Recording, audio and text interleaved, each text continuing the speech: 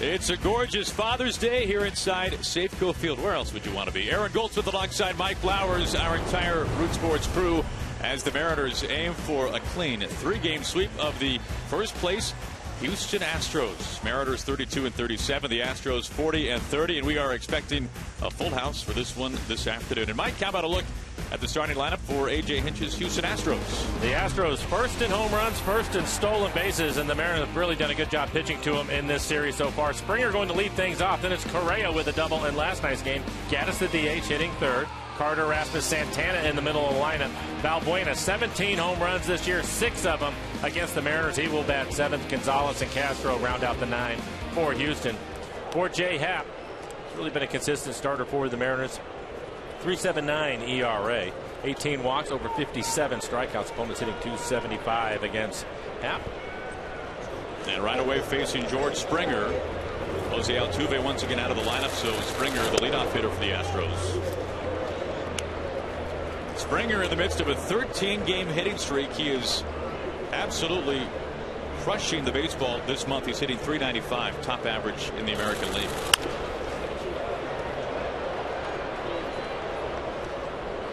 J. Happ, 32 years old, out of Peru, Illinois. His 9th season in the big leagues, 2.5 seasons with the Houston Astros.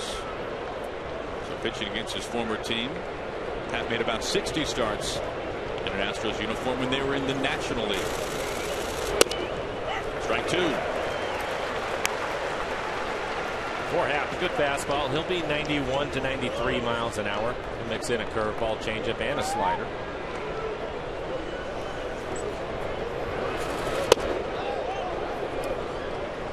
Coming off of a quality start in San Francisco. He's making his first start here at Safeco Field since June the 5th against the Rays, and he has been spectacular here in Seattle. A sub-2 ERA in 6 starts at home this season. Count stays put. Springer has really thrived in the leadoff spot for A.J. Hinch, but he is somebody, Mike, that probably long-term does not profile at the top of the order. No, I think he'll be in the middle of the lineup. He has some tremendous power. He does run well, and I think the Astros have a need, but he's a young player. I think eventually, though, you'll see him in the middle of the lineup with his skill set. Full count to Springer.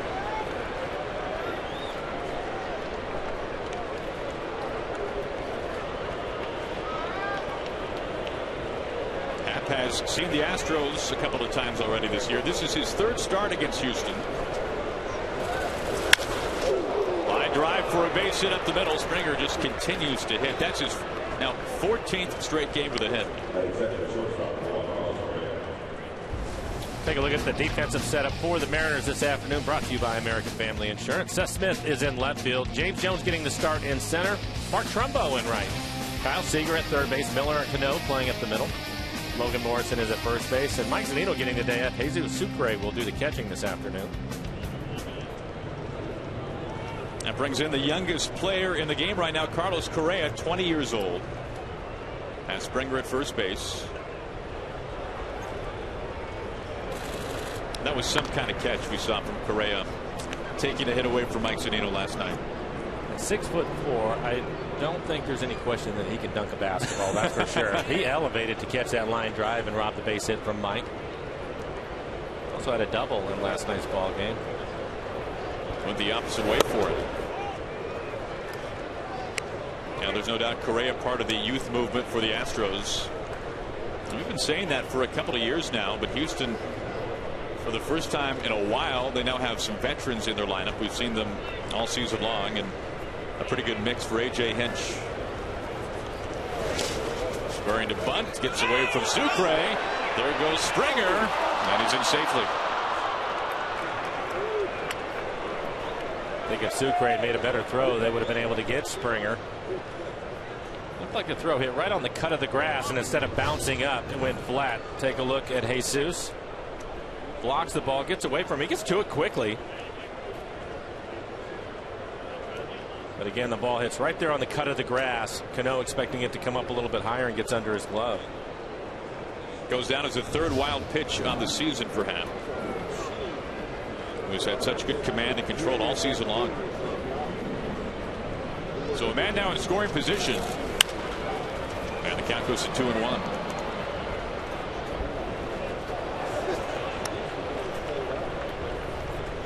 Then we'll take a look at the pitch selection for Happ. 65% of his pitches will be the fastball. And you see the curveball at 14%, slider at 9%, and he will use his changeup at 11%. A changeup's been a pitch this year that he's thrown almost exclusively to right-handed hitters. Watch out. That was a screamer foul.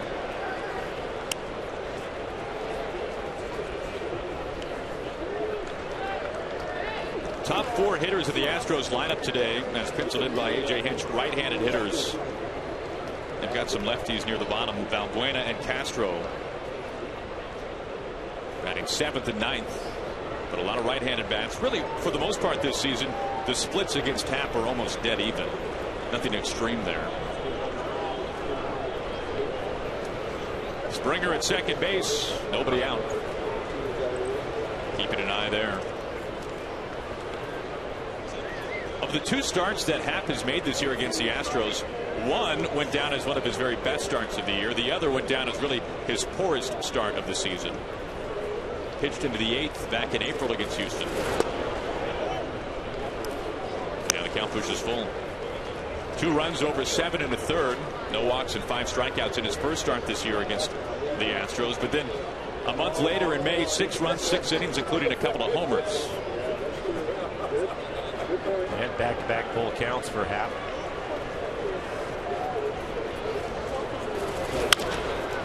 Chopper to Miller. To first base in time for round number 1.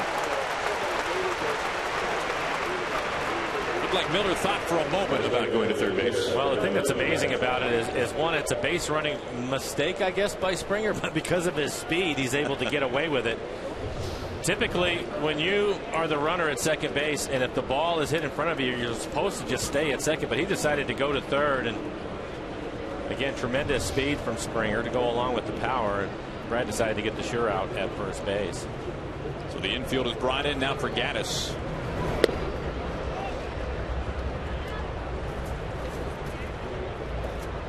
Springer a single, advanced to second on the wound pitch, on to third on the ground out. A runner 90 feet from home for Evan Gaddis on the season. 13 home runs, 40 RBIs. And he's done some damage against the Mariners this year, including last night. And this was some serious opposite field power for Gaddis early last night, Mike. You don't see many right-handed hitters go out the other way in this ballpark, but Gaddis was able to do it. It's just enough of it. His 13th home run of the year. That was his first home run in 15 games.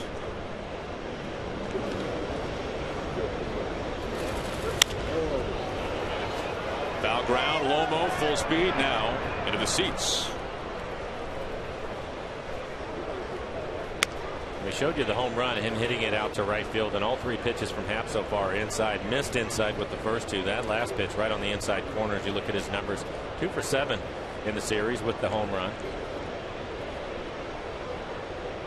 Coming over from the Braves, it's amazing that he was in the National League. He just has American League hitter written all over him. It seems like this is a pretty good home for him. Was catching for the Braves. Hard hit and foul. He even played some left field. Yeah, you're right. But he looks like an American League DH to me. He really does. Yeah. We go to Central Casting, and there he is. There's almost no chance that he will play any form of catcher for the Astros. Of course, Castro, their starter, Hank Conger, acquired during the offseason from the Angels. So at this point, Gaddis really nothing more than an emergency catcher for Houston. They brought him in to hit. 13 home runs. He's been doing that. Threw for a base hit, and a run comes home. That's Springer. Gaddis drives in a run for the 2nd straight game, and the Astros take an early 1-0 lead.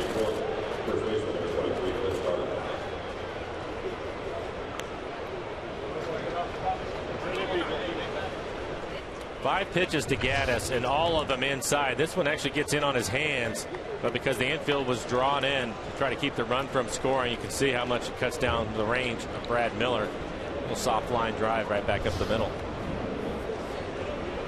That wild pitch coming back to bite Happ. Now facing Chris Carter.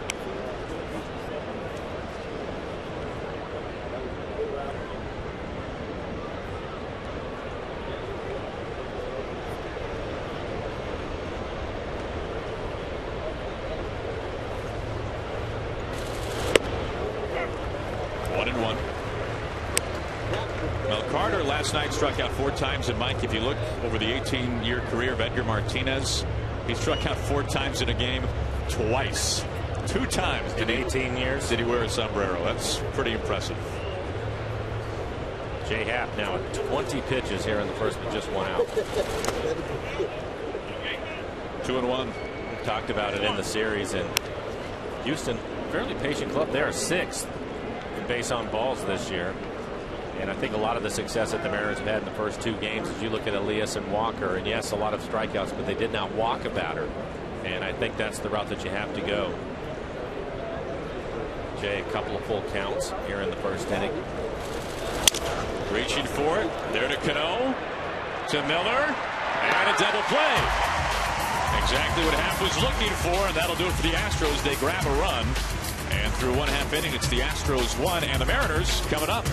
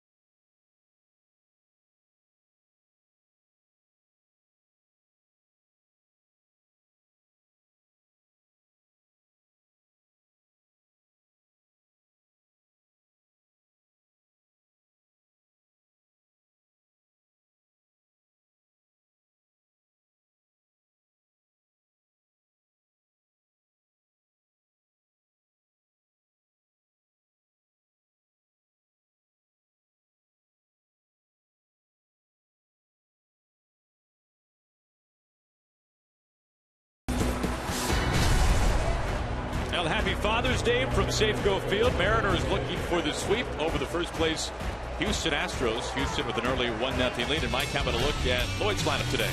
Well, right-hander on the mound. So Logan Morrison going to lead things off. Mark Trumbo, his first home run as a Mariner in last night's ball game.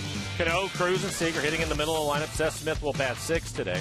Then it's Miller. James Jones getting the start in center. He will hit 8th. And Jesus Sucre rounds out the 9 for the Mariners. Velasquez on the year, just his 3rd start, a 4.66 ERA. 12 strikeouts over 9 2/3. He has walked 6 batters in 9 2/3. Opponent's hitting .278. He's given up 1 home run. A live arm facing Lomo to begin things. Starts him off with a fastball strike. Velasquez, his 2 big league starts have been a little odd from the standpoint. 5 scoreless in his debut 11 days ago, and then in his last start could not escape the 5th. 5 runs on 7 hits. He did strike out 7. That was Tuesday versus Colorado. But a guy that it seems like can throw a lot of pitches. He can. He's young again, making the jump from Double-A. He has a good fastball. His average fastball is 95 miles an hour. At times he will touch 98. 3-pitch pitcher, and also mix in a curveball and a changeup. Lomo leading off the first.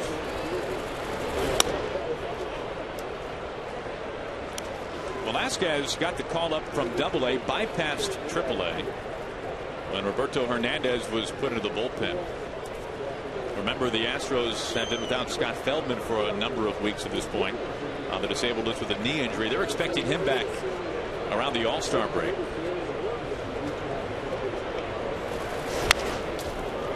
Still 1-2. So this is the second pitcher in the Astros rotation right now who has made the jump from the Corpus Christi Hooks in the Texas League to the American League. The other is Lance McCullers, who we saw in Game 1.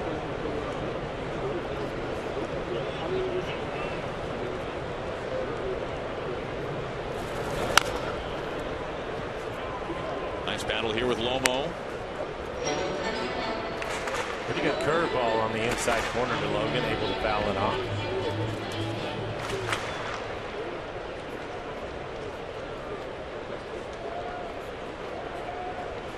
Velasquez, a former second-round pick by the Astros in 2010. Drafted out of high school. 2-2. His numbers in Double-A were incredibly dominant. A 137 earned run average. And he had far more strikeouts than innings pitched. He had 37 punch-outs in 26 innings for Double-A Corpus Christi. Of course, McCullers came up and with only a handful of starts through a complete game against the Orioles, and hoping that they could find the similar success with Velasquez making the jump right from Double-A.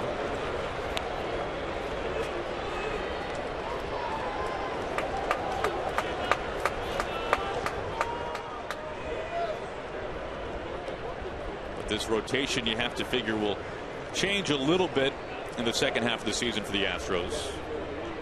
We saw Keuchel last night. The Mariners really got to Keuchel. His command was the shakiest we've ever seen. 4 walks in 1 inning. And the at-bat continues. Fourth ball that Lomo's fouled away. This will be the 9th pitch of the at-bat, and a lot of fastballs so far to Logan. Hit a couple of curveballs.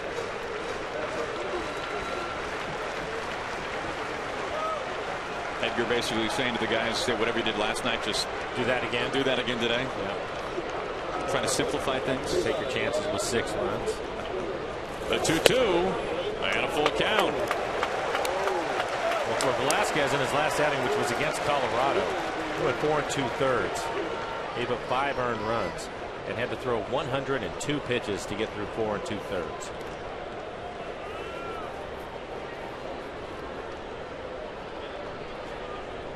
What a leadoff at bat here for Lomo. Pitch number 10 on the way home. We'll see another one.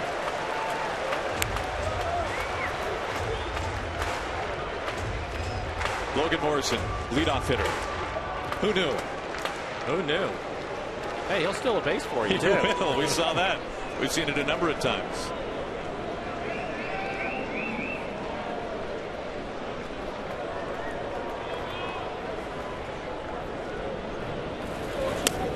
And a leadoff walk. What a plate appearance there for Logan Morrison. An 11-pitch battle with Velasquez. Take a look at the defense for the Astros this afternoon. Santana getting the start in left field. Rasmus out in center. Springer the right fielder. Balbuena at third base. Correa and Gonzalez playing up the middle. Altuve still with a hamstring issue. Carter at first base, and Jason Castro will do the catching. Now Lomo sets a nice tone now for Mark Trumbo, a 4-game hitting streak. And 4 RBIs in his last 2. Homered last night. We've all been waiting for Mark to hit his first home run, which he ended up hitting last night, but I thought it was an impressive home run. He had a changeup. It was down out of the strike zone, and he hit a line drive out towards the pen that just kept carrying and ended up going out of the ballpark. 3 home runs last night for the Mariners. Cruz and Seth Smith as well.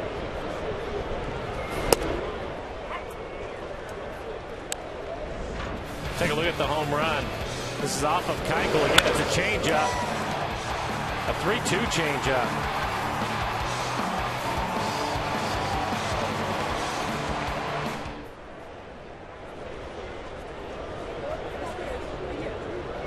Oh, 1 to Trumbo. And it's 0-2. You think about the Mariners offense recently. Last 2 games, 11 runs. The Mariners had scored a total of 9 runs over their previous 5 games. And on this homestand already, the Mariners have taken down Madison Bumgarner and Dallas Keuchel, legitimately two of the very best lefties in the game right now.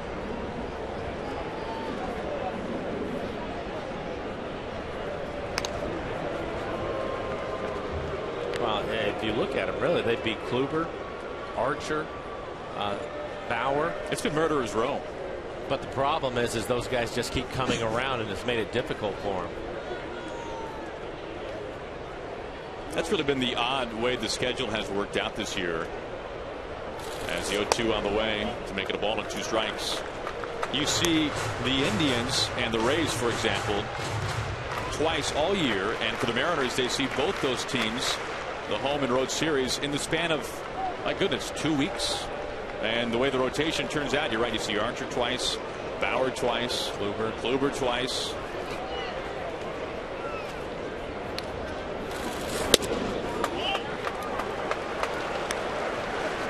And the other teams are saying, oh, we keep seeing Felix. We see Felix twice in 2 weeks. So it does play a little bit on the other end, but the Mariner hitters don't look at it that way. I'm sure they don't. I'm sure they don't. Lomo a leadoff walk. Full count. A lot of pitches early on here for Velasquez. Cano on deck.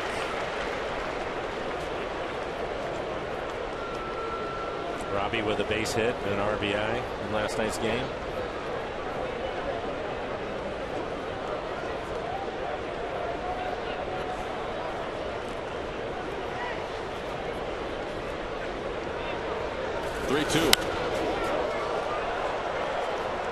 It continues. Logan an 11 pitch at bat, and this will be the 7th pitch to Trumbo.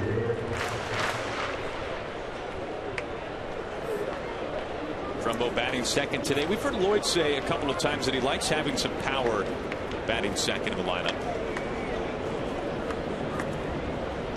And against a righty in Velasquez, can make more sense to put Trumbo up there.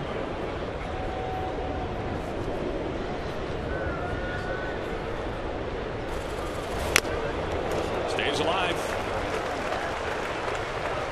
As you mentioned, Aaron, he's been swinging the bat much better over the last 4 games. And why not try to take advantage of it? And I know one of the things that Lloyd talked about after the game with Cruz and Trumbo is home run hitters hit him in bunches. So maybe he gets 5 at bats today and can walk into one for you by hitting him second. 11 pitches to Lomo. Pitch number 8 coming up here to Trumbo.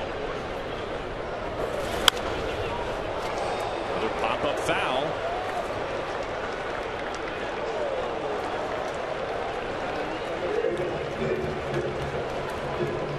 Now we hope you brought your glove today, because there's already been a bushel of souvenirs, and we're 2 batters into the ballgame.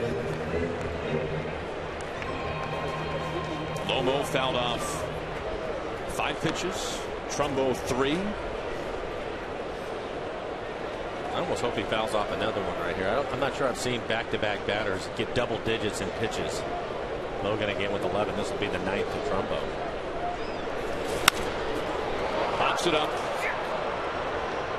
Carter in the sunshine. Called off. Gonzalez there to make the catch. He had just the 3rd start for Velasquez, but fastball, you can see at 62%, and he has a good one. He'll be 95 plus with his fastball. Curveball at 24%, and then his changeup at 14%. It's surprising to see his changeup at 14%. I thought we would see that more than maybe even his curveball, because his changeup, from everybody I spoke to, is a better off-speed pitch than his curveball. He's thrown that a lot to lefties like Cano. Robinson 5 hits his last 3 games.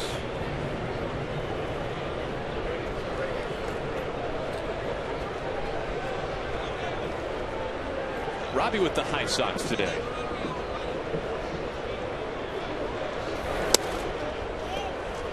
And it's ball 1.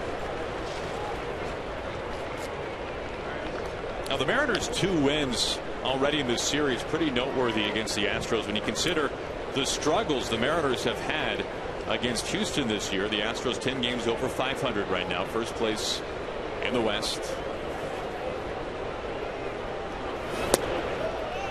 Entering this series, the Mariners had lost 6 of their last 7 against Houston, 10 of their last 12, and we've seen some brilliant starting pitching, including last night Taijuan Walker in Game 1, Roenis Elias. Career high in strikeouts for Taijuan, 11. And he tied his career high through 4 innings. 3-ball count. In fact, last night marked the first time in Mariners franchise history where the Mariners starting pitcher struck out at least 10 batters and did not walk a man. We saw Elias 10 punch-outs, no walks in Game 1, and you mentioned the 11 strikeouts for Walker last night. Did not issue ball 4.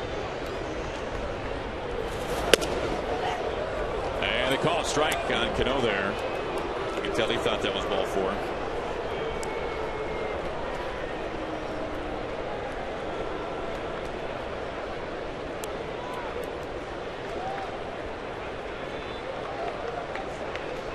Tying run at first. That's Lomo. Cano the go-ahead run at the plate. And there is ball 4 on the 25th pitch of this first inning for Velasquez. Couple of walks. And it's not been a smooth start for Velasquez. Brent Strom, the pitching coach, making a trip out to the mound. Nelson Cruz due up, and we saw him hit one a ton last night, Mike. Good to see his 19th home run on the year. Been a little while. Stuck on 18 for a little bit, but it looks like he's starting to heat up again. Already 2 walks here in the first. Mariners had 4 walks in the second with Keuchel running. What stood out to you the most about Keuchel last night, Mike? I agree with you, Aaron. I think for all the times that we've seen him this year, it's the first time when we saw him a number of times last year.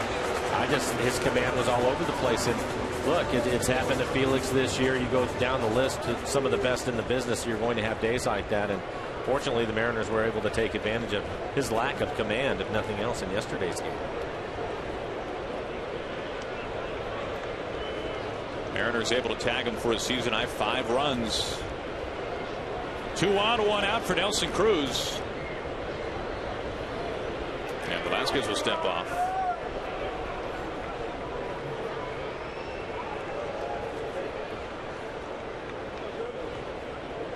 Cruz a 3-game hitting streak. 1 home run away from number 20. Right now, Albert Pujols leading the American League with 20 home runs. Giancarlo Stanton leading baseball with 25. He also leads the big leagues in runs batted in as well.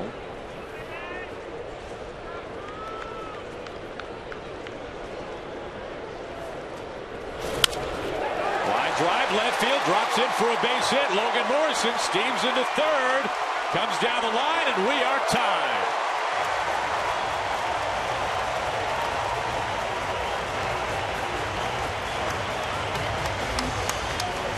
Nelson Cruz delivers RBI number 44.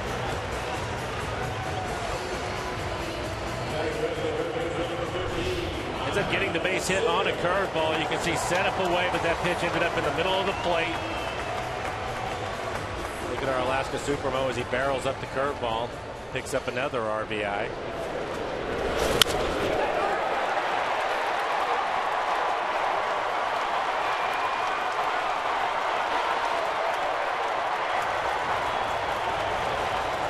Approval from the King. First hit today for the Mariners. That brings in Seager. Strike 1.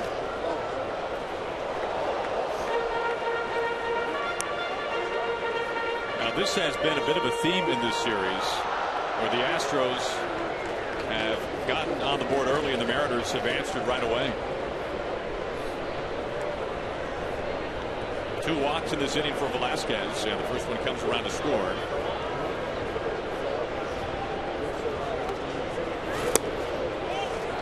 And this is where that 11-pitch battle with Logan Morrison really shines bright. Lomo getting on base with a walk, advancing now to second on the walk by Cano, then coming home thanks to Cruz. And according to MLB stats, we walk the leadoff hitter, and we talk about it all the time. He will score 38% of the time.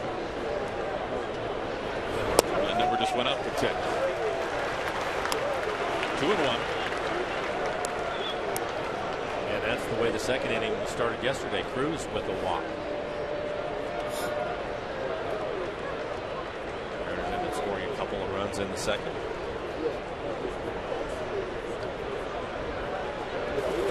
Seager hammers it, but yanks it foul. Watch out.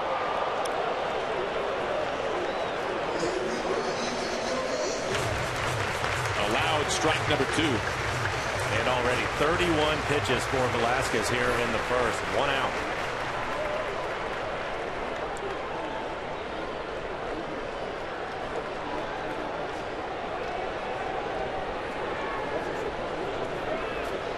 Cano at second, Cruz at first, the RBI single. Seager to shallow center. Rasmus not having to move a whole lot for out number 2.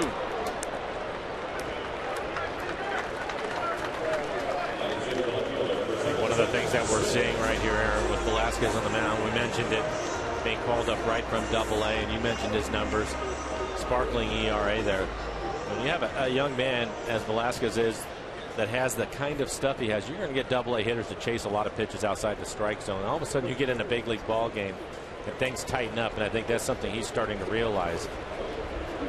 And there's no doubt 32 pitches, 2 on 2 out for Seth Smith. Astros with the shift on with Seth hitting.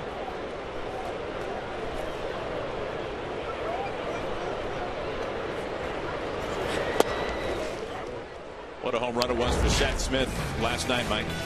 Well, when you keep in mind that Dallas Keuchel had not given up a home run to a left-handed hitter. In fact, came into the game with just giving up 4 home runs on the year, but Seth the first lefty to get him. Good to see the Mariners ended up with 3 home runs off of Keuchel last night. 1-1. And that's very noteworthy when you think about Keuchel's success against the Mariners. He'd allowed only 1 home run in his career against Seattle. That was hit by Raul Ibanez in 2013. And the Mariners teed off on him 3 times last night. And not only had he not given up a home run to a lefty, lefties were hitting just 127 against him. They were doing nothing. Outside.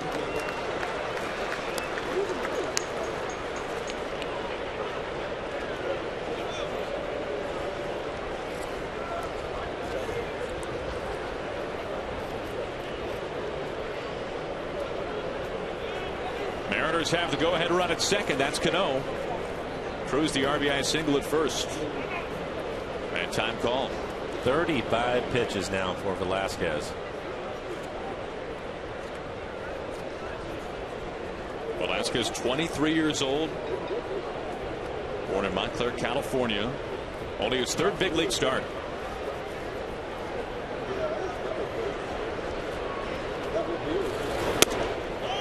Inside. Now we've seen a 3-ball count to Lomo, to Trumbo, to Cano, and now to Seth Smith. And there's Brent Strom, the pitching coach, looking on. This half inning has reached the 20-minute mark, and it probably feels like an hour for Velasquez.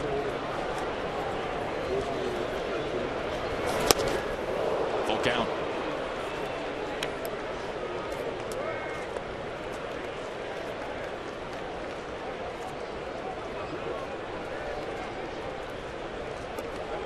Now if Smith can reach, Brad Miller on deck.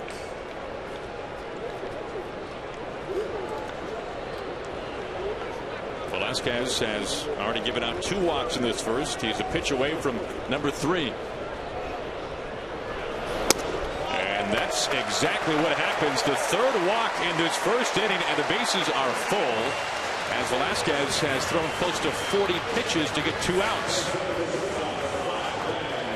A.J. Hinch, the manager for the Astros, talking to Brent Strom. Strom has already made one trip out to the mound.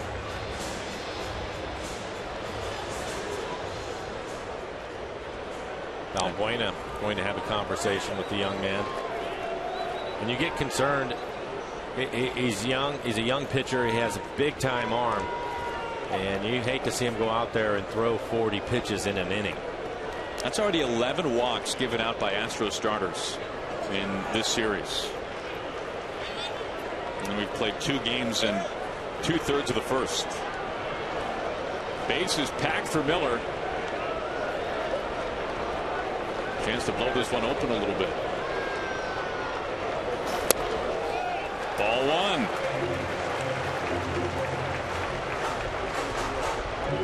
Houston's outfield really shading Brad the other way. Good look at it. The 1-0. 1-1. Santana in left field is very shallow, shading towards the line. Rasmus out in left center field, and Springer has moved over into right center field, so they don't expect Brad to pull the ball in the air. That's now 40 pitches for Velasquez. Bags packed, 2 outs. Roberto Hernandez just starting to get loose in the pen. 2-1. Of course, it was Hernandez who went to the bullpen when Velasquez was called up from Double-A. And Velasquez might have to bail him out of this one.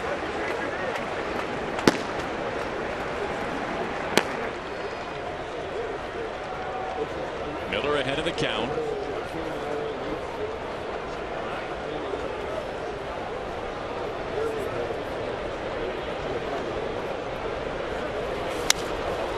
Two and 2. One of the things that's interesting is he's faced 7 batters. He has 5 first pitch strikes.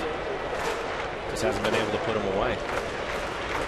A lot of foul balls in the inning too. You saw Lomo foul off 5 with 2 strikes. Trumbo did the same, 3 with 2 strikes.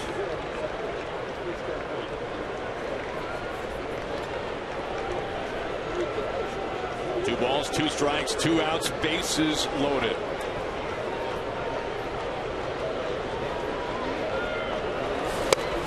And Miller down on strikes. He blew it past him at 97. And the threat comes to a close. The Mariners leave them loaded, but they grabbed 3 walks and 1 run, and through an inning, we're tied at 1.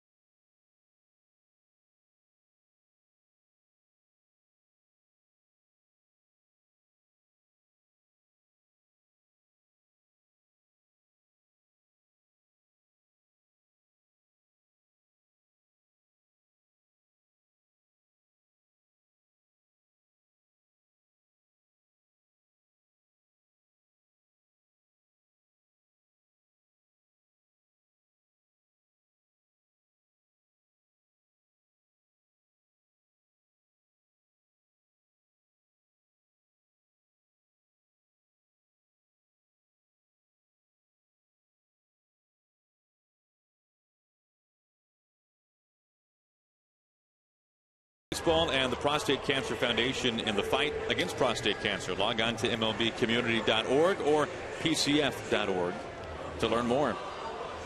Now modeling the Mike Zunino barbecue apron, courtesy of EQC today around the ballpark. Kids also getting a special hat here today inside Safeco Field, all tied at 1. Very happy Father's Day to everybody tuning in. And for the late arriving crowd, however much that might be today, Mike, well, they haven't necessarily missed as much as maybe they would have thought. Inning number 1, 36 minutes, and the bottom half, 24. Well, in the top of the first, Jay Happ ended up throwing 22 pitches, but that pales to the 43 that Velasquez just had to throw. That was just the beginning. Rasmus starts off with ball 1.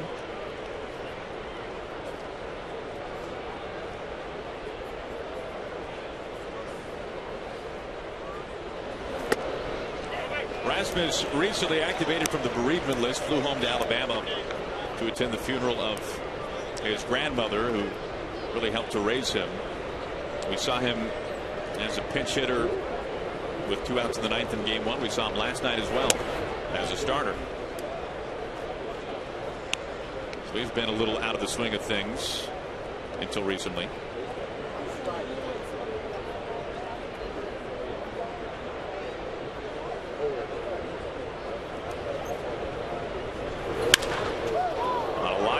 Field, Trumbo has to play it out of skip, and it's a ground rule double for Rasmus.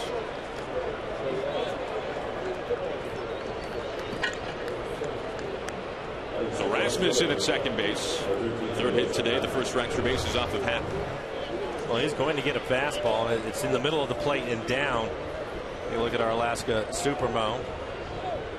Just drops the barrel on it.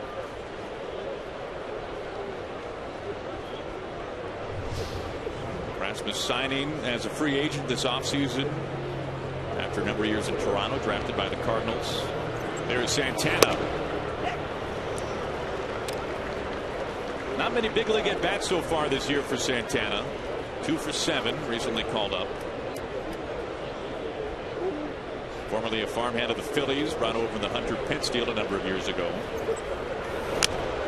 And it really ties him up there. It's 0-2.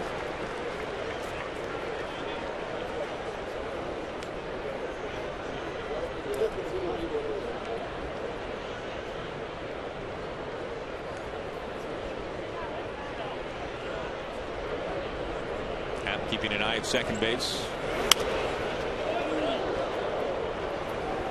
Happ made just under 60 starts for the Houston Astros when they were still in the National League.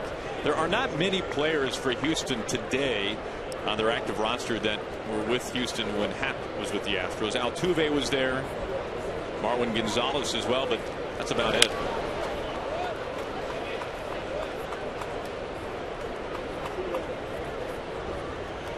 Happ's last start with the Astros came in mid-July of 2012. Then he was traded over to the Blue Jays in a large trade, a 10-player trade.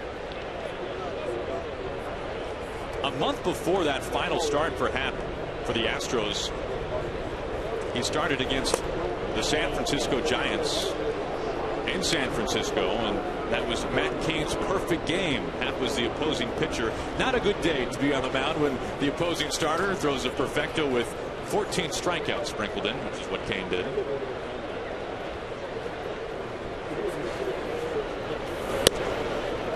Two and two.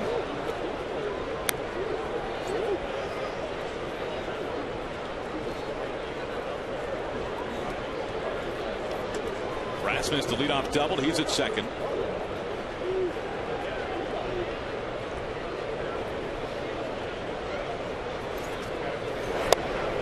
Strike 3 called. He gets him.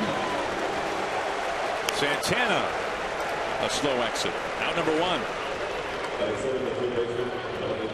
There are a number of fastballs in on his hands. He puts them away with the breaking ball. Pretty good breaking ball right there on the inside corner and at the knees. Veteran umpire Brian Gorman ringing him up. Gorman's been in the league a long time. This is his 24th year. He's umpired 3 World Series. That brings in Valbuena.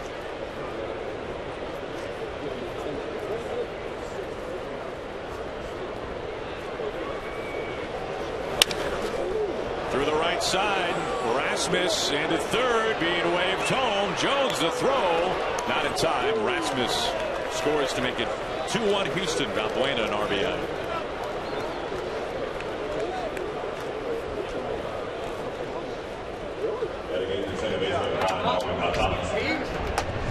Valbuena, an aggressive hitter, so Jay starts him off with a breaking ball, 84 miles an hour, trying to get it to the outside corner. He's able to do that, but he still picks up the base hit and drives in a run. And for Valbuena, let's see what he has done against the Mariners. 6 home runs. Out of the 17 home runs he's hit this year, 6 of them against the Mariners. Yeah, more than any other player against the Mariners this year. Gaddis has homered 5 times, second most among any opposing hitter. Gonzalez fouls off the first pitch.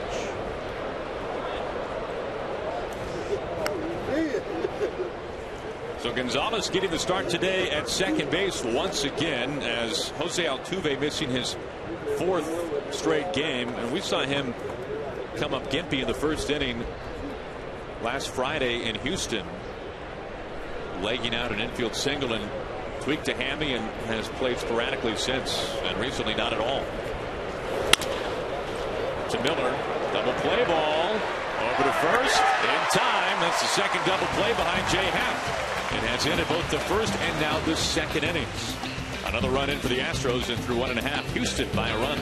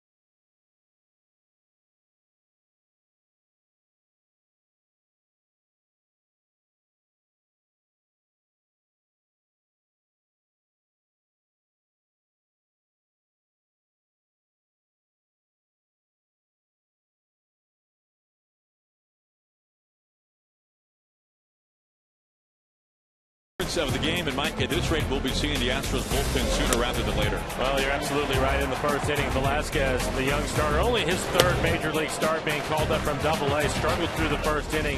Give him credit, he gave up just the 1 run, and then it's on this base hit by Cruz to drive in the run. At 3-2 counts in the inning. He had to throw 43 pitches in the first. He gets out of a bases loaded situation on that strikeout. Facing James Jones to begin the bottom of the second, and that strikeout, we really saw what the Astros are so high on this young man for. Fastball to 97, that was pretty wicked. No, he will sit right around 95 miles an hour, and at times touch 98.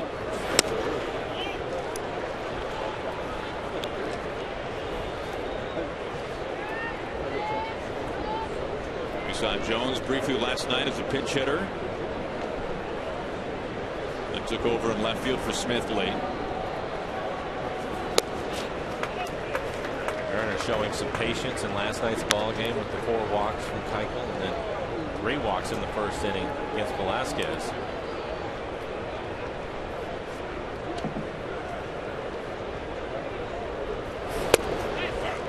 Two and two. Now good to have Jones back up in Seattle.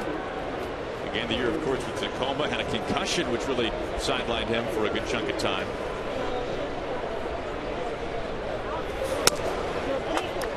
That concussion came in not the most usual of ways. He slid into the knee of the 3rd baseman and got a pretty good shiner as a result, and pretty sensitive to light for a while. But back healthy and strong now. Down on strikes. Second strikeout for Velasquez, and that's how he starts the bottom of the second. And he'll just elevate a fastball just out of the strike zone. Jones not able to lay off of it. Just take a look at our Alaska Supermo. As hard as Velasquez is throwing, it will be difficult to catch up to a fastball that's above the belt. In steps Sucre.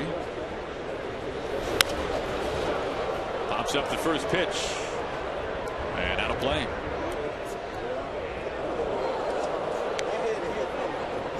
Sucre started on Sunday, Mother's Day, not long ago, getting the start today on Father's Day. That was a very emotional Mother's Day for Sucre. His mother sadly passed away right before spring training. He flew back home to Venezuela to be with family and friends.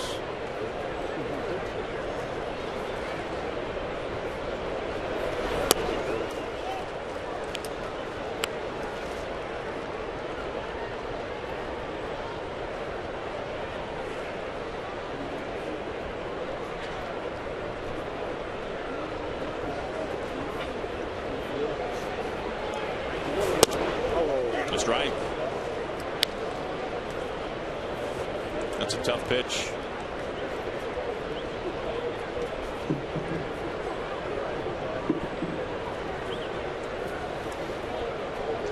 The 1-2 to Sucre. Down on strikes. Comes into the breaking ball. Strikeout completed. 2 outs. Now the next BECU family night is set for tomorrow evening when the Mariners host the Royals at 7:10. Each member of the family can purchase select view level seats for one low price. To secure your savings, log on to mariners.com and buy your BECU family night tickets today. Royals coming to town, and Kings Court will be in session tomorrow night. Felix taking on the Royals. Be opposed by Joe Blanton. Saw Blanton in recent years with the Angels.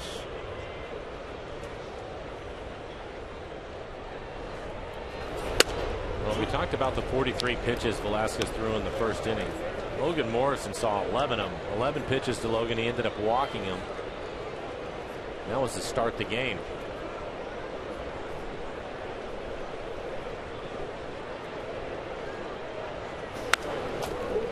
One and one. Now Velasquez has now struck out the last 3 men that he's seen going back to the end of the first. Miller, Jones, and Sucre. So 3 walks, 3 strikeouts.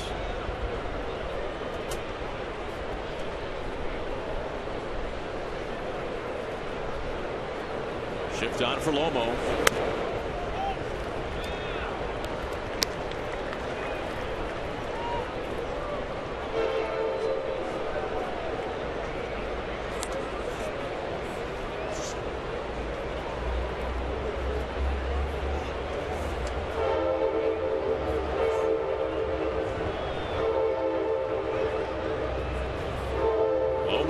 Trying to fight the shift, and he bunts it away.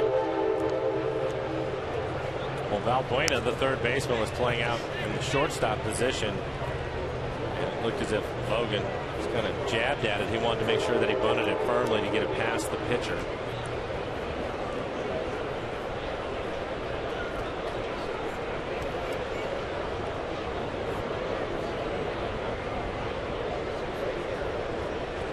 Two outs, 2 balls, 2 strikes. Mike, I know you had a really interesting conversation with Edgar Martinez recently. Among other things, you talked about the shift, and you mentioned what Lou would say about the shift. And Lou's advice is pretty simple. I thought so. Just hit the ball the other way. and he meant it. He felt that as a big league hitter, you should be able to do that. I also asked Edgar, if somebody were to shift on you, would you try to beat the shift and hit it the other way? And he said yes. Logan down on strikes. So 4 consecutive strikeouts for Velasquez as he's approaching 60 pitches through 2 innings. Happy Father's Day from Safeco Field. The Astros hold the lead through 2.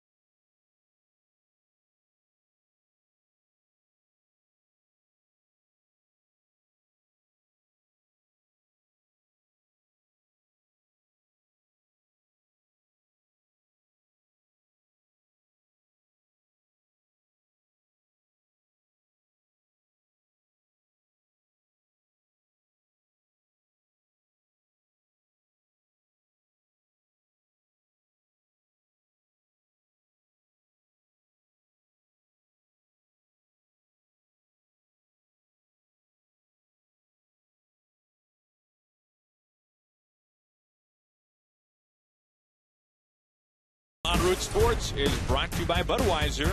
Make a plan to make it home. By Greece, playing July 9th to August 2nd. Tickets at fifthavenue.org. And by Audi, truth in engineering. Glad you could join us today for Mariners baseball on Root Sports. Aaron Goldsmith, Mike Flowers. On a picture-perfect day to be at the ballpark. Mariners looking for their first sweep against the Astros since early July of last year.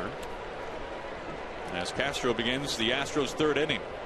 Well, let's see if J. Happ can settle in now. Gave up a run in the first and another run in the second.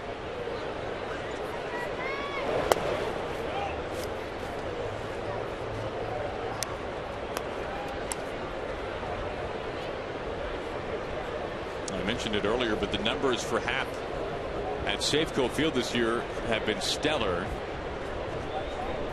A 1.88 earned run average at home this season.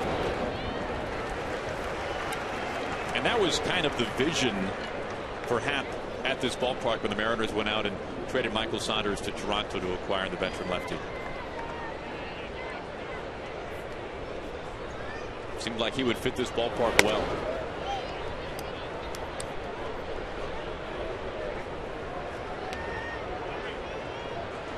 The last pitch close, as you can see, 2-2.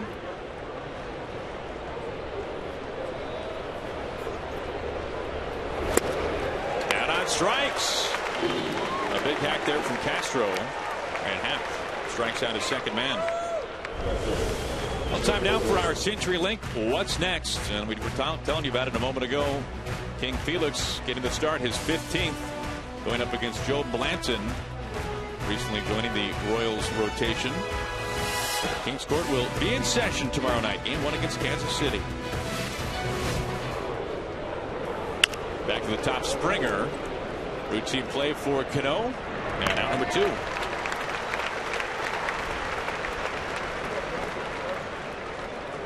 One of the things to consider with Happ also is he has a 3-3 record. But in the early going, he had 5 starts where he gave up 2 runs, 1 run, 3 runs, 2 runs, and 0. All no decisions for him. So if you look at it, his record, it could be much better with some run support. Yeah, there's no question. 2 up, 2 down. Here is Correa. And Chris Archer, who is having just a magnificent first half of the season for the Rays. He was talking to reporters when the Mariners were in Tampa Bay a while ago, and they were asking him what stats does he like to look at for a pitcher, and he said, you know, wins and losses, that's kind of extinct at this point. And Happ is maybe a good reason why, as a little flare drops in. Correa, his first hit, comes with 2 outs. But it's true, that is, and this isn't new news to anybody watching, but the wins and the losses don't tell the full story, really, almost ever. No, they don't. Absolutely, they don't. Only so much you can control when you're up on the mound. 2 outs, Correa at first, and it brings in Evan Gattis.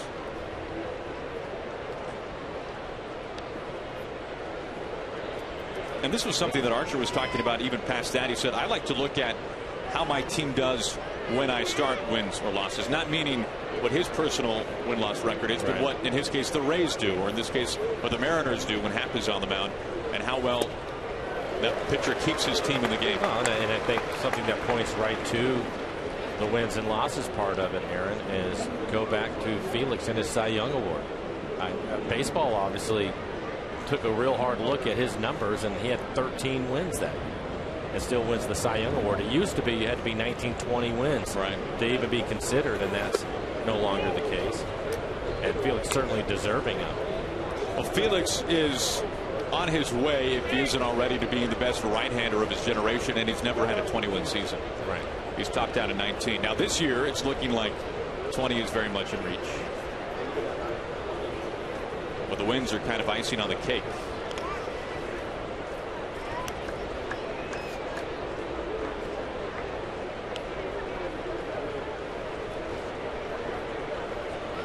Evan Gattis, an RBI single back in the first inning. That made it 1-0 Houston.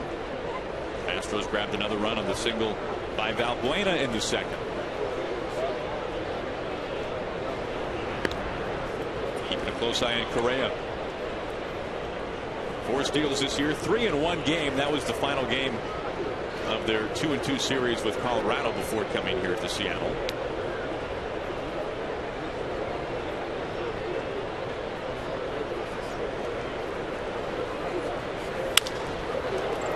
To right field. To Trumbo for out number 3. Correa is stranded. And that'll do it for the Astros. In the top of the 3rd, we go to the home half. Mariners down by a run.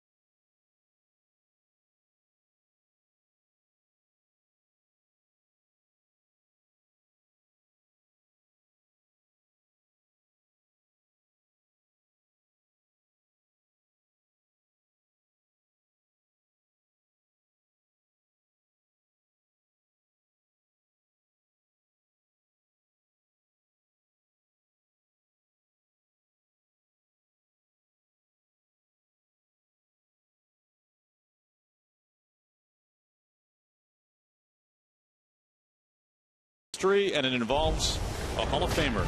Jim Bunning threw a perfecto against the Mets, becoming the first modern pitcher to toss a no-hitter in both leagues. How about that? Hall of Famer Jim Bunning. Max Scherzer was an elbow away from a perfect game the other day, and Bunning's perfect game was on Father's Day.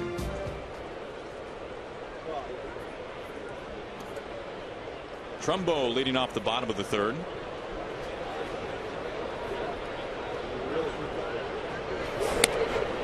It's amazing if you look at no-hitters recently. The last 11 no-hitters, and this includes the no-no from Scherzer yesterday, have all been spun by a National League pitcher. The last American League no-hitter was authored by Felix, the perfect game. In fact, there have been 2 National League pitchers to throw 2 no-hitters since the time an American League pitcher has thrown one. You would think that would happen more often in the National League. No designated hitter, right? I agree, but that's a big spread. Trumbo fouls it away. Homer Bailey's done it twice. Lincecum's done it twice. Anderson Alvarez, Josh Beckett, Kershaw, the anniversary of his no-hitter, which was a Hanley Ramirez throwing error away from a perfect game. That was a year ago, just a few days ago. The Phillies had a combined no-no. Jordan Zimmerman on game 162 last year. Takes a skip and a shot off of Castro. In fact, 2 of the last 3 no-hitters have been by a Nationals pitcher. You look at Zimmerman and now Scherzer with Heston of the Giants in between.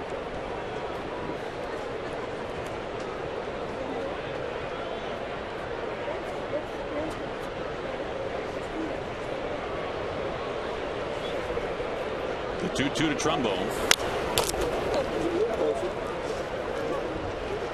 You look at Scherzer's last 2 starts, and people have made the case that they're the 2 best starts in big league history in consecutive order. 18 innings, a hit, a walk, and he sprinkled in 26 punch-outs.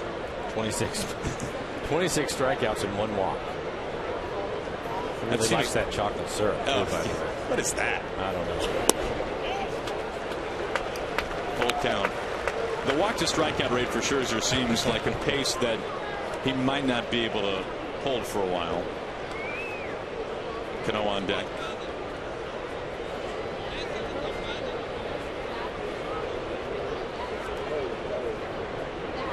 Two. A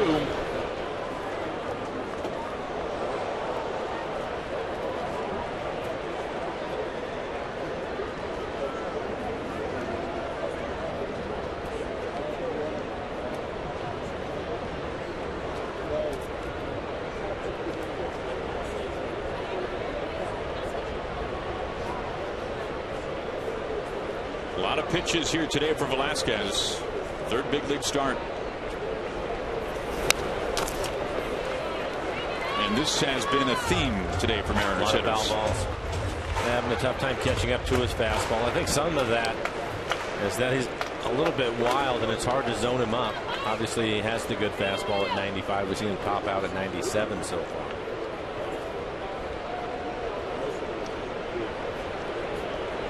Trumbo leading off the bottom of the third.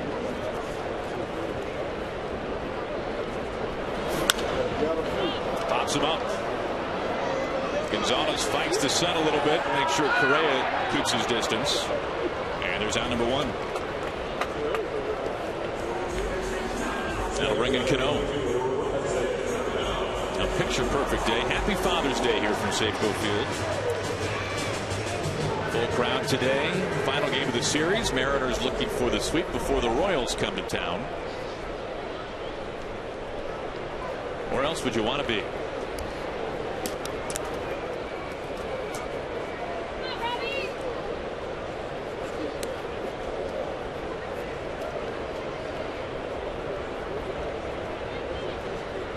One out, nobody on for Cano. Strike one.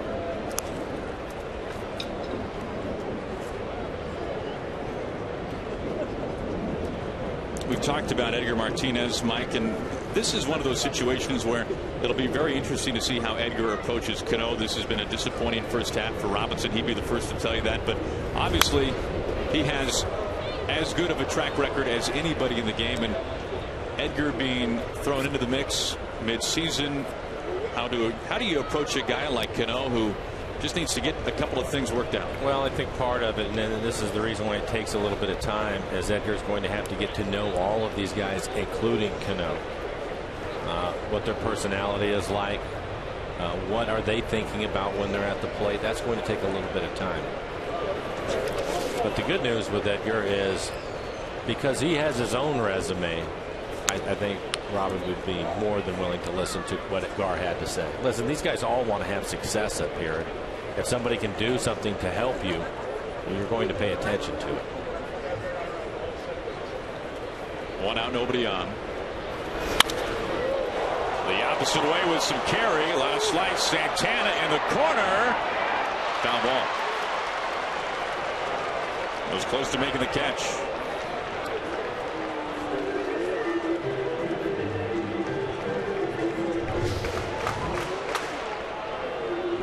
See if it hits the side of the wall before it gets to him. He thought he was going to make the catch. No, it goes right off of his glove.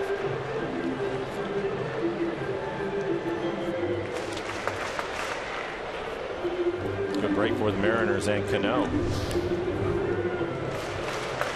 You're talking about Edgar's track record. When a Mariners player drives to work on the street named after Edgar, that's a pretty good track record alone. Cano swinging at some high heat. Good strikeout now for Velasquez as we take a look at the Mariners calendar, brought to you by Sleep Country USA. Series finale here against the Astros. The Royals for 3. Felix getting the start tomorrow, and then an off day, a travel day to Anaheim, and a nice West Coast road trip. And the Mariners have covered a lot of miles cross country already this season, so it'll be nice to have a trip on the coast, stay in the same time zone. The Mariners will celebrate July 4th in Oakland. Cruz on the first pitch and a pop-up. Gonzalez once again adjusting, and he makes the catch. Side sat down in order, and after a 43-pitch first inning for Velasquez, he sat down the side in order the last 2 innings.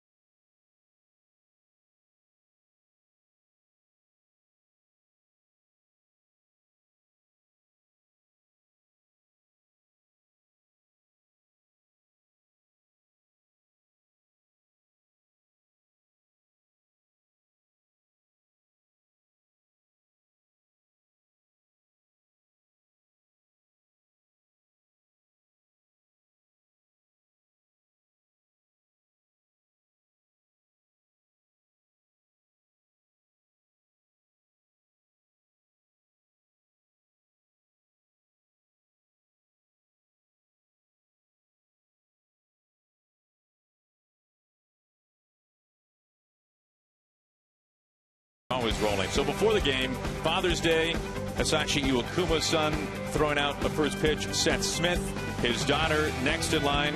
And then Jesus Sucre, his son, throwing the first pitch to Cano. And then watch this. I mean, this is heat, baby. That is pure cheese from Felix's son. And he's got the scowl just like Dad does. A little bit of a turn, too, to start that. And look at the shoes. I mean, if you got shoes like that. The follow through. It's swagger, the whole thing. This is just like Pops. We need to keep that in the archive. That is fantastic. I want no part of that kid. I'll tell you that right now. No part. The changeup's coming next. First pitch. Carter to center field. A lot of hang time as Jones battling the sun. Finds it for out number one.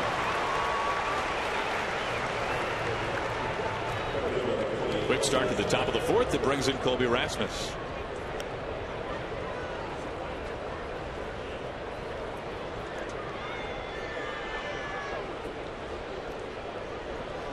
Rasmus a double and a run scored back in the second.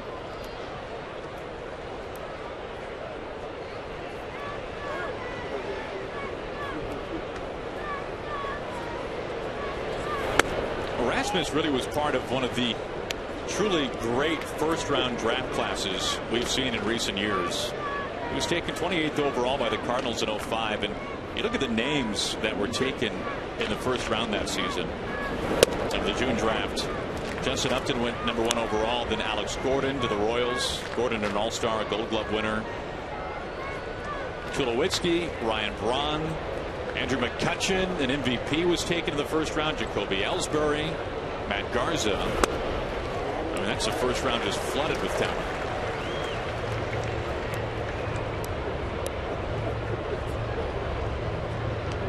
One and two to Rasmus.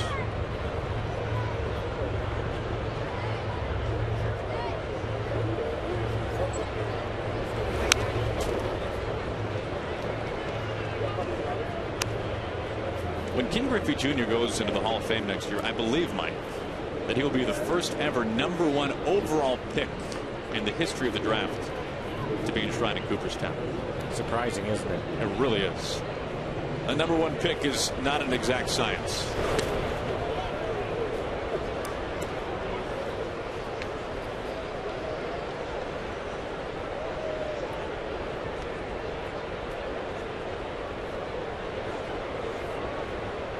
Shift on for Rasmus. Full count.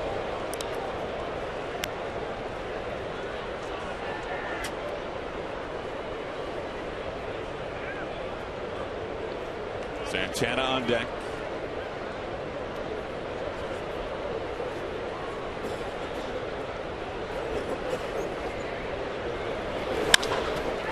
Into the shift to Cano. 2 outs. Eric Hosmer, Lorenzo Cain, and the defending American League champion Kansas City Royals visit Seattle and the Mariners for a 3-game series beginning tomorrow at 7:10. The series has 2 chances for you to save with the family and ticket specials. So for more information, just visit mariners.com.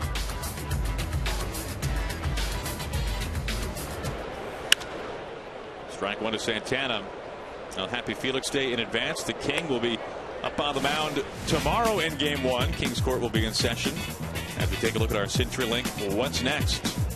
Mike Montgomery off to such a fine start, and then Roenis Elias in the finale. We were talking about Felix earlier, and you can see the 10 wins halfway there to that 20-win season. So he's definitely on pace, and he had the one rough outing in Houston, bounced back brilliantly, and I think he's going to go on a pretty good run. Give him some run support. I think he's going to be in good shape. I always have to love it, especially when he pitches at home. We're talking about the #1 picks overall there, and I think the thing that's surprising to me, you mentioned Junior, is that there hasn't been a pitcher somewhere in there. You would think that that's pretty easy to see some guy that can throw 97 miles an hour. Taken #1 overall and would find his way there, but that hasn't been the case. That's a good point. I think position players are a little more difficult. You can see that they're great athletes. Junior certainly was, but to know that he was going to have the career he had, who would know that? 2-2. And that'll be some speech next summer in Cooperstown. Of course, one of the Astros' own, Craig Biggio, going into the Hall of Fame this summer.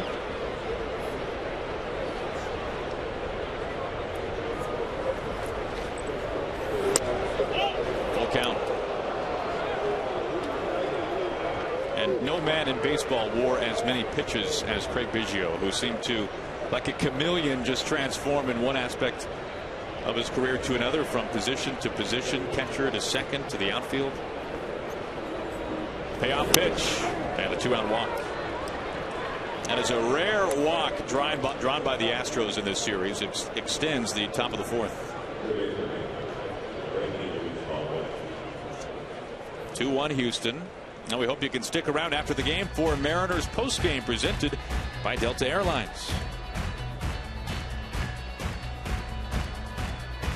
Santana at first. And it brings in Luis Valbuena. Valbuena with a base hit and an RBI in his first at bat.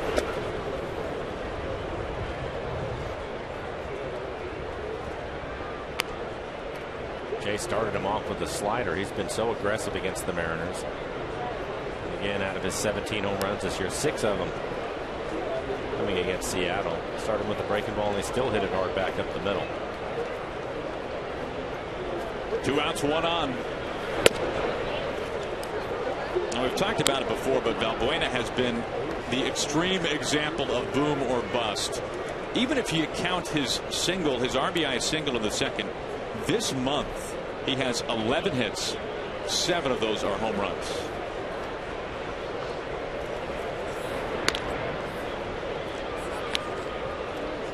Entering today batting 185 with 17 homers. It's a career high, besting his 16 mark from last year with Chicago.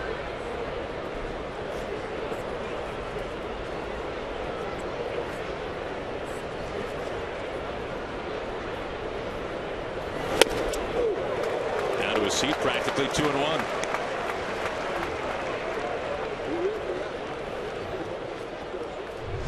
He gets a fastball right down the middle at 92 miles an hour.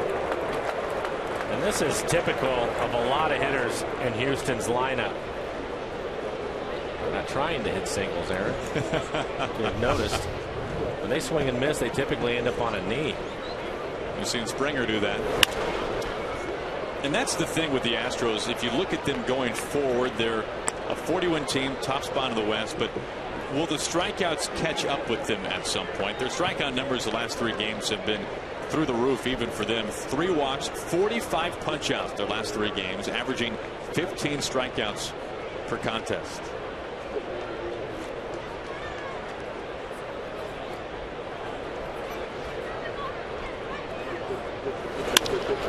To Cano, one quick bounce. Robbie gobbles it up for round number 3.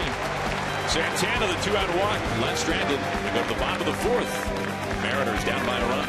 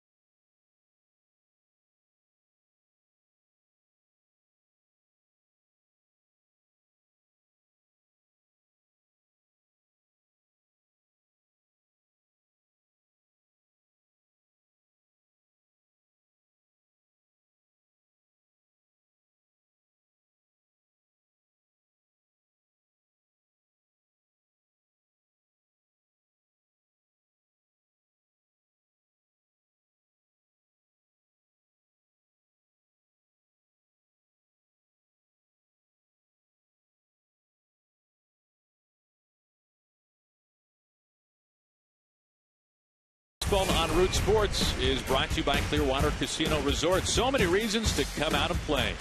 By BNSF Railway, sponsor of the BNSF Blast. And by Volkswagen, hurry in and get a deal during the Volkswagen Stop Dreaming, Start Driving event.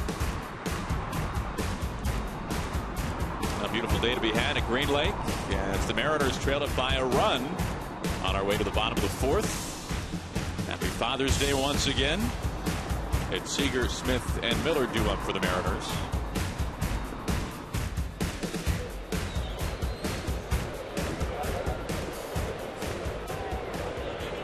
A win today would mean a sweep of the Astros. Mariners scoring 11 runs the last 2 games. First time they've scored 5 or more runs in back-to-back games since late April.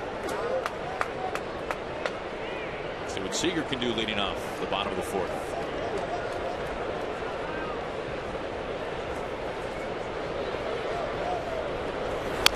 We were talking about the draft, Mike, and Tom McNamara was around the cage a couple of days ago at batting practice, and we were talking about Seager. And he said the year that Seager was drafted, they looked up at their board, the whiteboard with all the magnets with all the names on it, and it was the 3rd round, and he asked one of the guys in the draft room, where do we have Seager going right now? And he said somewhere around the 5th or the 6th round.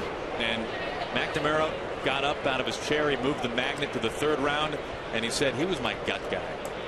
They drafted Seager in the 3rd round, and turned out pretty good. It turned out really good. Yep, for everybody. And had they waited till the 5th or the 6th, Seager would probably be in a different uniform right now. Probably.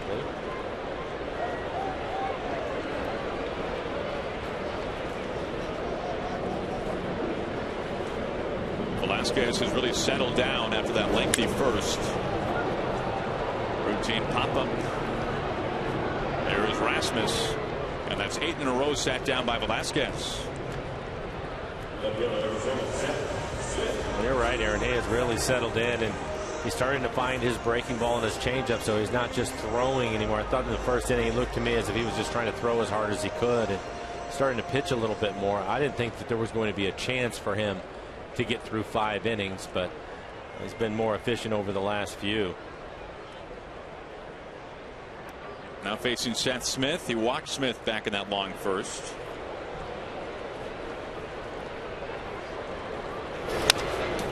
And Houston will keep the shift on with Smith hitting.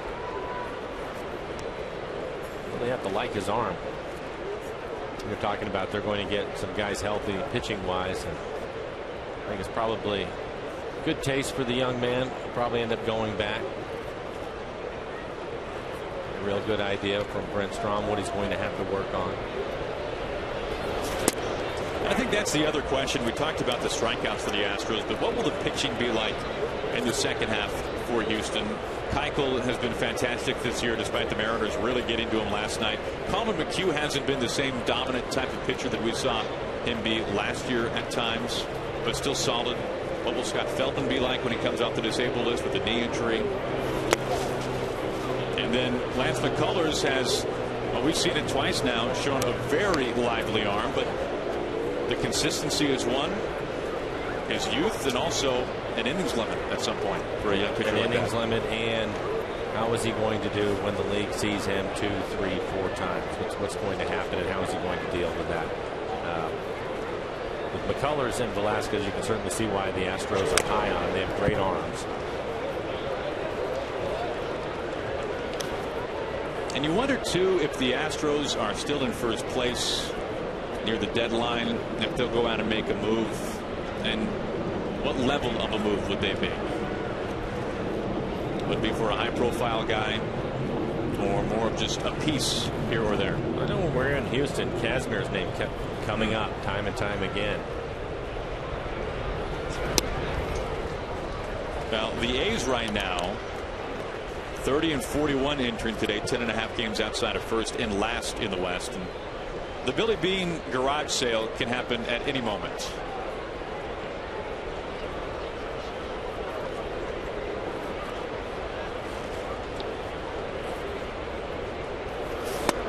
Full count.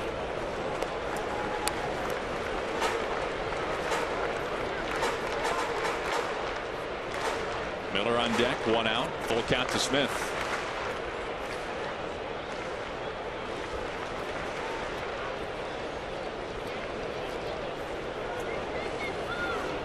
Three on the right side for Smith. Nothing new there.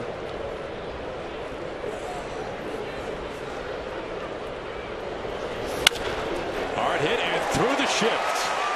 Smith reaching for the second time. High second base. Springer's throw not in time, and Seth Smith a 1-out double. First extra base hit for the Mariners today.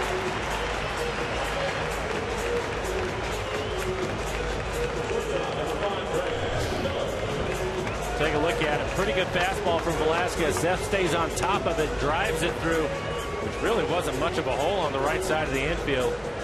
And good hustle, running hard out of the box.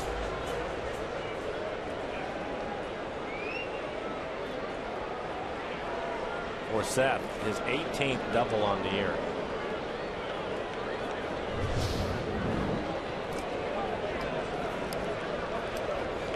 One out, one on for Miller. He's been a doubles machine at times this season.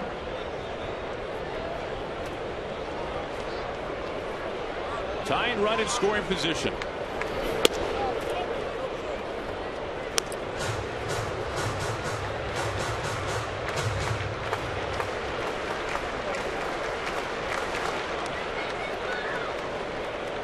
Miller struck out on a 97-mile-an-hour fastball in the first. His only other at bat up against Velasquez. Tony Sipp getting loose in the pen. We saw him last night. 1-1 to Miller.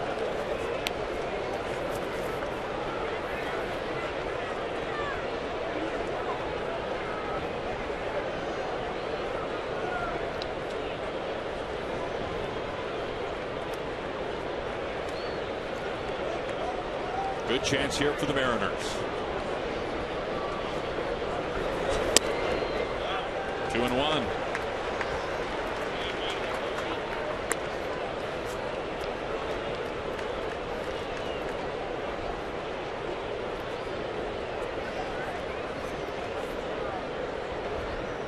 Despite how much Velasquez has labored today, he's only given up 2 hits. The Cruz single and the double by Smith.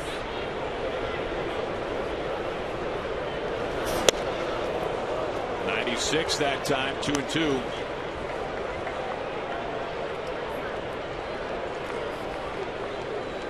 Smith, the first base runner to reach since his walk in the first that snapped the string of 8 in a row sat down by Velasquez.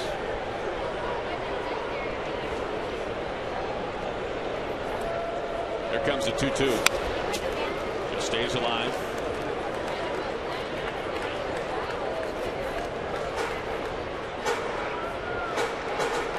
Getting ready to throw his 90th pitch, and that last one 97 miles an hour. Jones waits his turn on deck.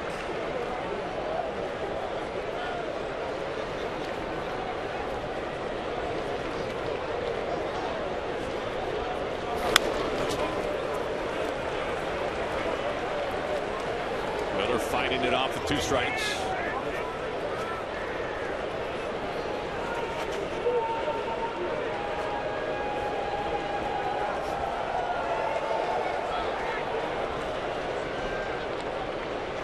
Tying run at second base.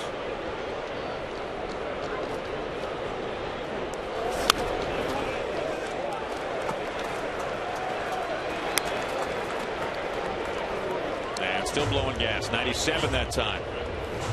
The Mariners having a tough time squaring up his fastball, but they're able to continue to foul it off. A lot of foul balls with Velasquez on the mound. The more you see it, the better you can time it. Or is 97? That's a lot in a different category. Yeah, and it looks as if it's really jumping on the guys right in front of home plate. You talked about it at the beginning, or calling him with a live arm. Sometimes the timing of it can be difficult. And it looks as if he can hide the ball a little bit. Pitch number 9 coming up.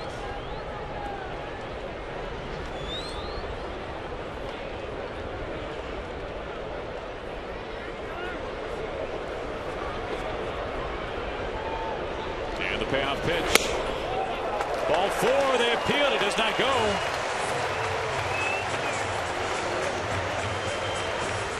A walk to Miller. 2 on, 1 out for Jones. We'll take a look at our Delta Airlines keep climbing standings. We're just talking about the Oakland A's. Rangers continuing to play well. We'll see how much the clock will be ticking for Billy Beane and what he decides to do around the deadline. This has been a weird year for Oakland. We've talked about it from time to time. They have one of the best run differentials in the American League, and yet they're 11 games under 500. And A.J. Hinch, here he comes. 1 out with Smith at second, Miller at first. Sipp has been warming up with the bullpen, the lefty. Towards Jones, the left-handed hitter, 2 up, and here comes Tony Sipp. So Velasquez out after a 1-out double and a walk. Will step aside. Back from Safeco Field in a moment.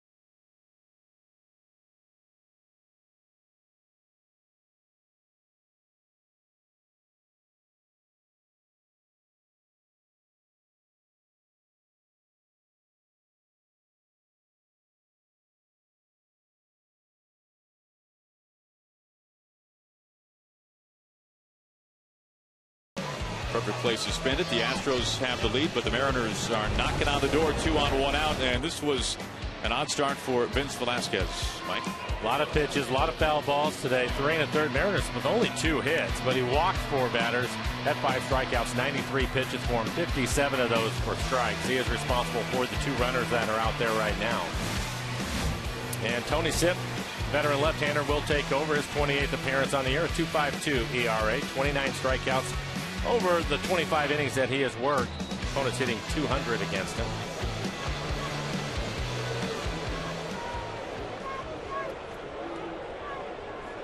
We saw Sipp last night for a third of an inning, was charged for a run, and he's on to face James Jones.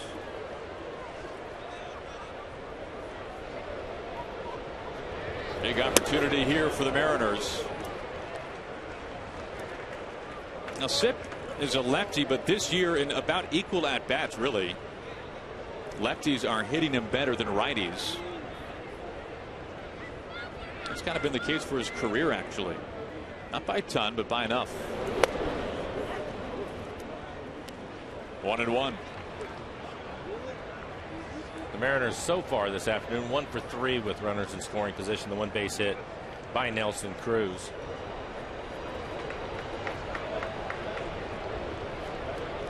Smith at second, the tying run.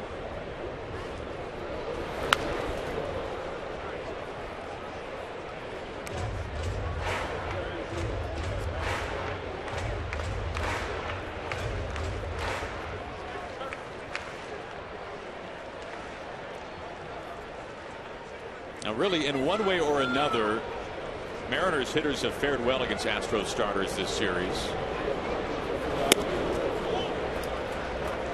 2 balls and 2 strikes. McCullers could not escape the 5th in game 1 of the series. Of course, Keuchel last night went 6 innings, but allowed a season-high 5 runs. He walked 4 and coughed up 3 homers. And Velasquez can't get out of the 4th inning.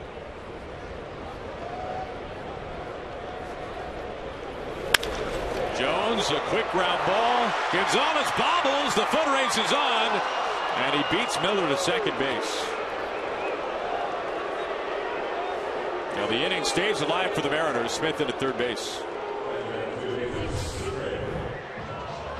Take a look at the hard ground ball by Jones. It'll come up on Gonzalez a little bit. He bobbles it and barely beats Miller into second base. Good look at our Alaska Supermo. He's clearly out. A reminder that there's no Altuve for the Mariners. Not on the disabled, pardon me, for the Astros. Not on the disabled list, but dinged up with a hamstring injury. Runners on the corners, 2 outs for Sucre.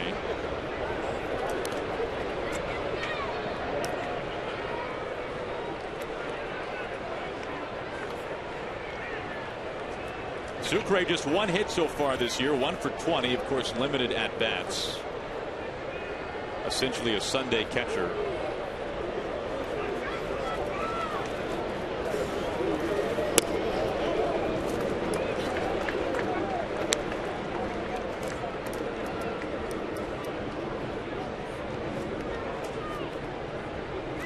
Sucre taking some signs from Rich Donnelly, coaching as usual over at third base. Smith at third, Jones at first.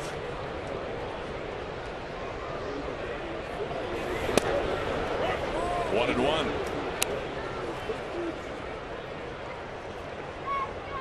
This goes back to the age-old adage, Mike, of just looking for a pitch you can drive. I think early in the count you should. And with Zip out there, you have to feel that you're going to get a fastball, which is what Sucre just ended up getting, but it was on the outside corner, so he ended up taking it.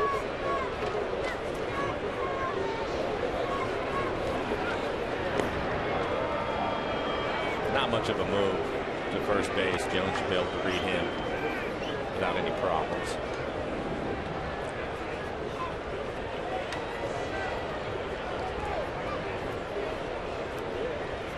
Time call. One of the things that's been interesting about this series, and you and I have talked about it, Aaron, a bit strange. The Mariners scoring 5 runs in the first game, 6 runs last night. They are 5 for 27 so far with runners in scoring position in the series. 27 at bats. Yeah. Well, they had 16 in the first game. Yeah, that skews things a little bit.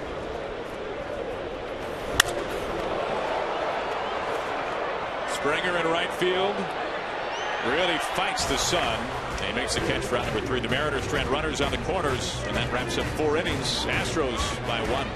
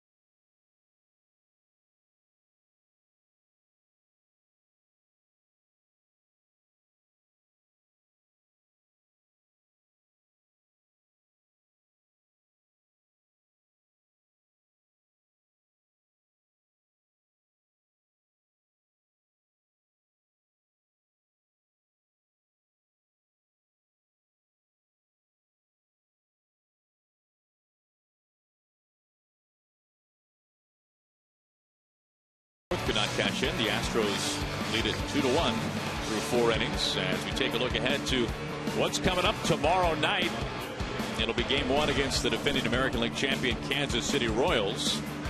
The King will be up on the mound. Kings Court will be in full session against Joe Blanton. Felix. This is something we've talked about as we take a look at our CenturyLink What's Next. Mike, it's funny when you look back to last night and Dallas Keuchel on the mound for the Astros. A ground ball pitcher and one of the very best in the league, not only this year but in years past as well. And for Keuchel, there's so much talk. He's a ground ball pitcher. He's a ground ball pitcher, and that's the focus. Well, Felix has had one of the best ground ball percentages in baseball for a long time, and he's just percentage points really behind Keuchel in that category. But when people talk about Felix, they don't say, you know, the King. He's a ground ball pitcher. No, you think more strikeouts with Felix, but you're right. Pretty overpowering stuff. I think a lot of times with Felix too, depending on the stuff he has on a given night, he will look at lineups, and I think sometimes he just pitches to contact, get quick out so he can get deeper into the game, or maybe he'll do that over the course of 3 or 4 innings. And then you start to see the strikeouts, especially when he gets a lead. He really, when you give him a lead, he knows how to get it to the house. And I think sometimes to be more efficient and get deeper into the game, he will pitch to contact. And because of the kind of downward movement he has on everything, you're going to see more ground balls. I think that's completely underscored when you look at the Tampa Bay Rays facing Felix Hernandez. It's the best example. I think you bring up a great point.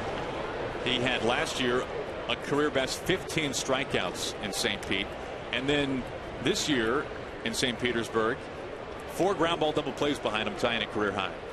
He can beat you so many ways. He can, and in that outing, I made the comment after watching Archer and seeing where Felix was at through the first 2 innings. I said, whichever one of these guys can stay out there the longest is probably going to end up winning the game, and I think Felix understood that too, so he was more efficient. Foul ball to Lobo. Gonzalez out number 1.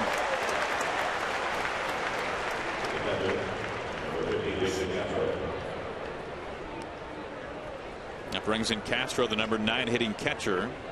Astros will run in the first. Gaddis a single to left, and then Valbuena a single to score a run in the second. And a pretty good lineup he's going to face tomorrow. Kansas City number 1 in hitting. Number 1 in All-Stars. Number 1 in All-Stars. Good point.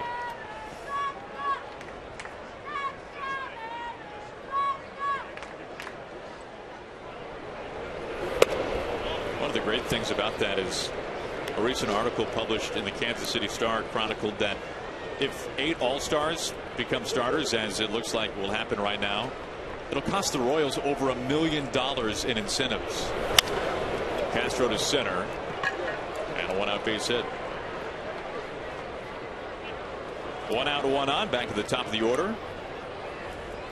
I'll change up your commute. Take our online trip planner for a spin at soundtransit.org. Not a bad idea. I haven't looked in a few days. Is Trout still the only non-Royal? Correct. Yeah. But he has to feel pretty cool about himself, right? Let's put it this way. He's going to get to know the Royals pretty well on All-Star night in Cincinnati. Springer a single and a ground out. That single in the first extended his hitting streak to 14 games.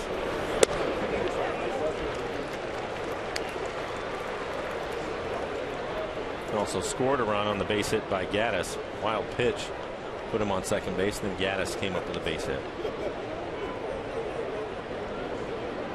You saw Springer last year when he was called up, and then his season was cut short with a hamstring injury. Of course, great friends with Brad Miller, played together on Team USA. Miller played at Clemson in college, Springer at UConn, and those two worked out together during the offseason a couple of years ago. And Springer called up Brad and said, "There's just too much snow in Connecticut. I got to get out of here. Can I come to Florida for a couple of weeks?" 1-2.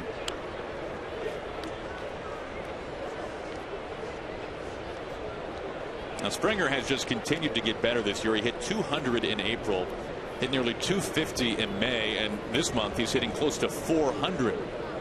Top average in the American League.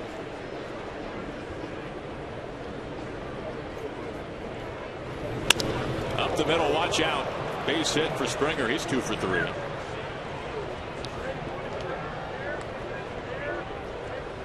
He pushes Castro into second base. 1 out, 2 on.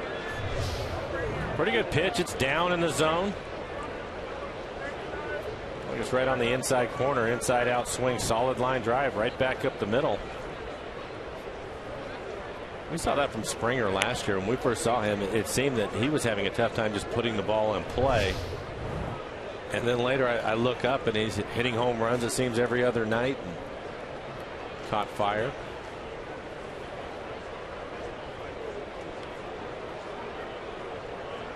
Now, he's been huge for the Astros. That brings in Correa.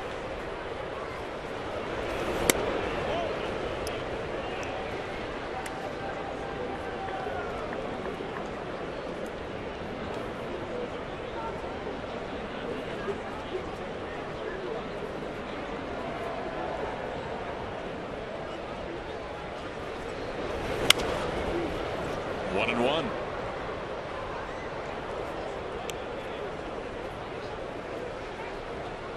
Half a pitch away from number 80 now.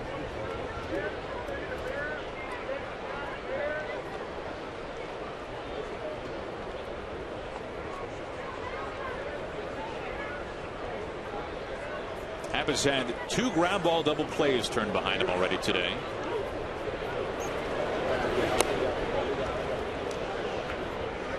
In fact, if you look at Happ's numbers in that category over the course of this year, he hasn't had a ton of double plays turned behind him, but that's now 2 in 2 straight games.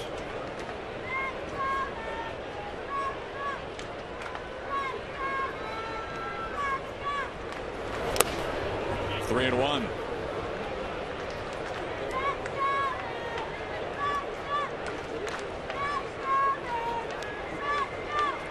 Correa dropped a single into right field back of the third, but was left stranded.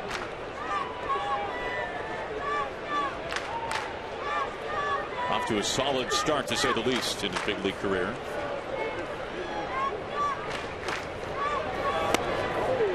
And a full count. It's about the top velocity we'll see from Happ there. Good fastball. Well, in this one today, he's had a tough time with his off-speed pitches, and so he's been right around 70% fastballs. And I thought against this lineup, we would see his curveball a little bit more in his changeup. But he's thrown a lot of fastballs to the Astros, which can be tough at times. They like to hit the fastball. Down on strikes. Fastball that time.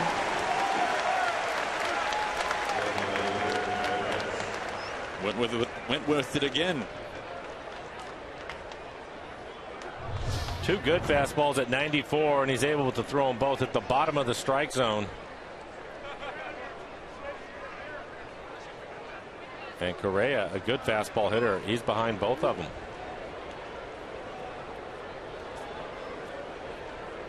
And you talk about using his off-speed breaking balls more. Is that just because of the tendency the Astros have to strike out?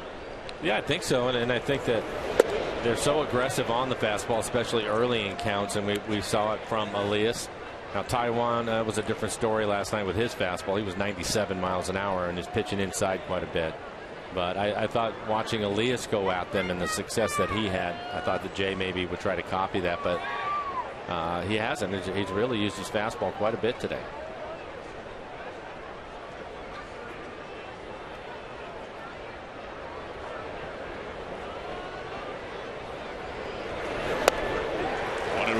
That's a good changeup right there. And talk about the strikeout numbers for the Astros, and if you include that strikeout to Correa in this series, the Astros have walked twice and they've struck out 31 times.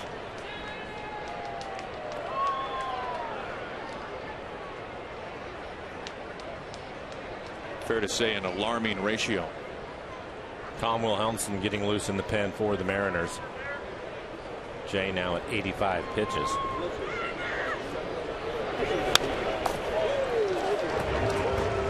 1-2 on Gaddis.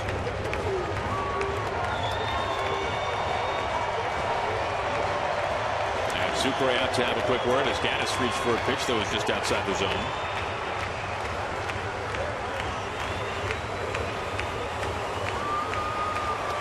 Now, one way or another, Happ has had to work with the base runner on today. Has not had a clean inning.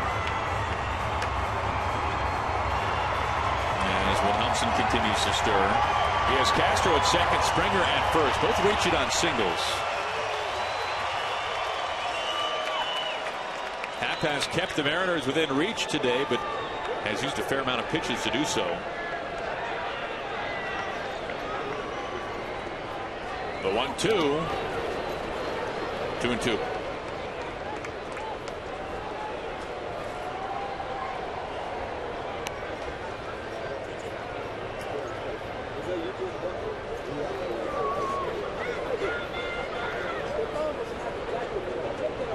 Gaddis always a threat.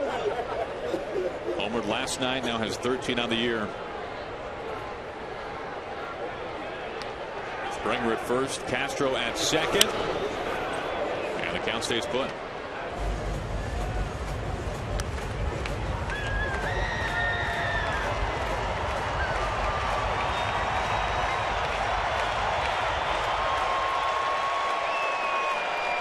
And maybe he's throwing his fastball more because he feels pretty good. That last fastball, 96 miles an hour. You won't see it come out much hotter than that from Happ. Missed with the changeup.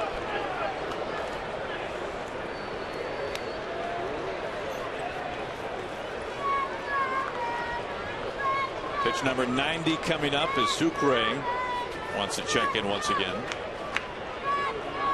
This is a big at bat. I wouldn't be surprised if this is his last hitter. Looked like Tom Wilhelmsen was getting loose in the pen with some urgency out there, trying to get more quickly. They have a right-handed hitter and Carter waiting on deck as you take a look at Tom.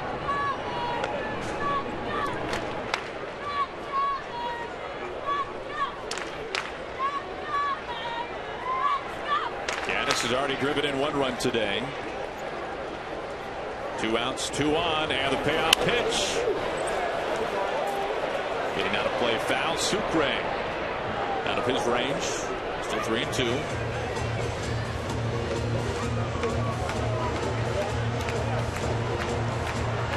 Now, really on both sides today, Mariners hitters and Astros hitters, we've seen some pesky at bats.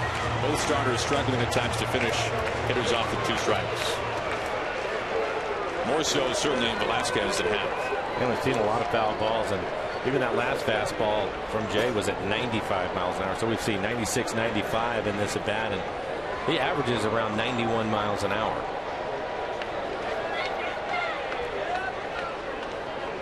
Now you're right, you don't see that. It seems like maybe in a single start from Happ, let alone in a brief sequence of pitches.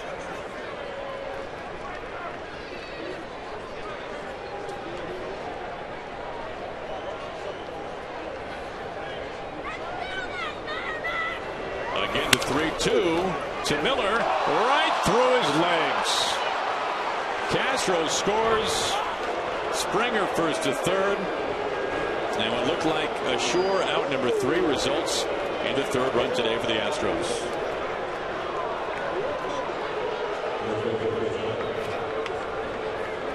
A costly error.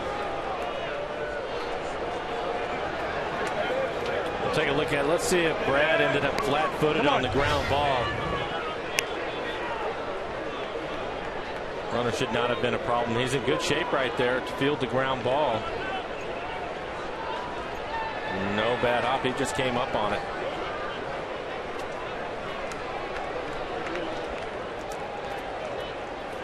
That's tough.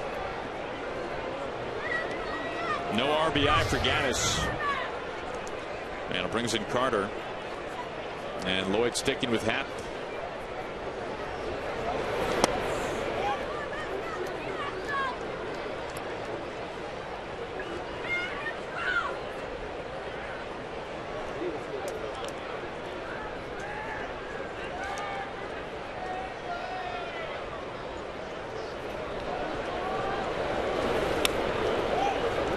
And it's 2-0.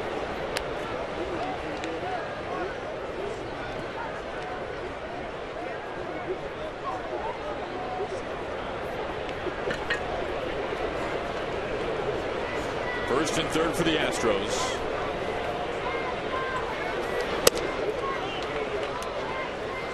And Happ really falling behind now, 3-0.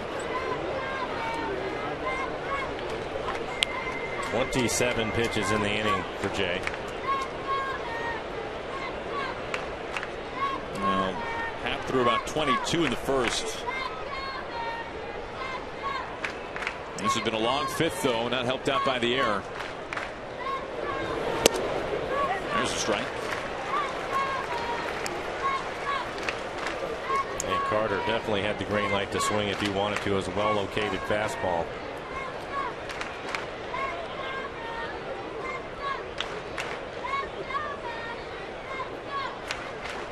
Gaddis at first, Springer at third. And a full count.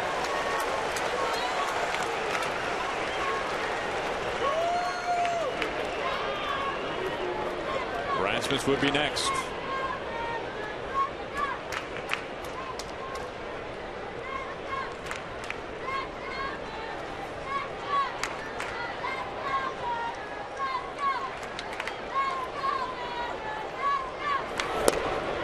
And a walk. Happ, you can tell by his body language, not pleased with that result. Carter, 0 for his last 9, draws the walk with 2 outs. Rick Waite's going to make a trip out to the mound. Jay now at 97 pitches. Rasmus, who's due up, the left-hander, 1 for 2 today, had a double, grounded out to second. Now this is where things can get awfully pivotal rather, for the Mariners and for the Astros, as Houston has a chance to really open this one up with a dangerous hitter in Rasmus at the plate. And despite Happ's struggles at times today, working around base runners, Mariners down by just 2, very much in this ball game.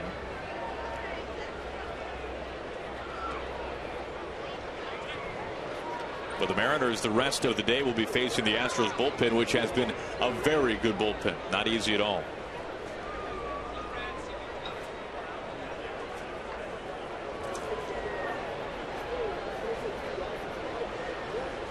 Bases packed for Rasmus.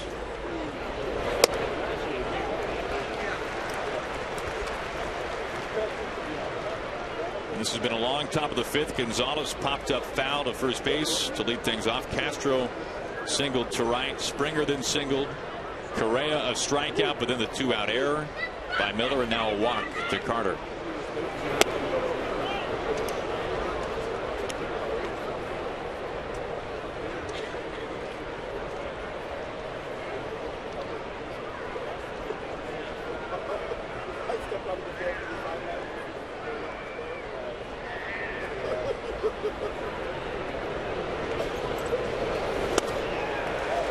Strikes.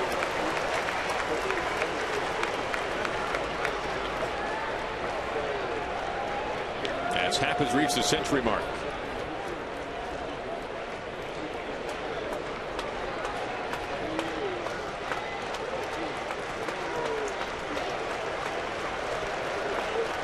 The 1-2 gets him looking. Astros leave him loaded, and the Mariners finish the top of the 5th down by just 2 runs. We go to the home half, 3-1 Astros.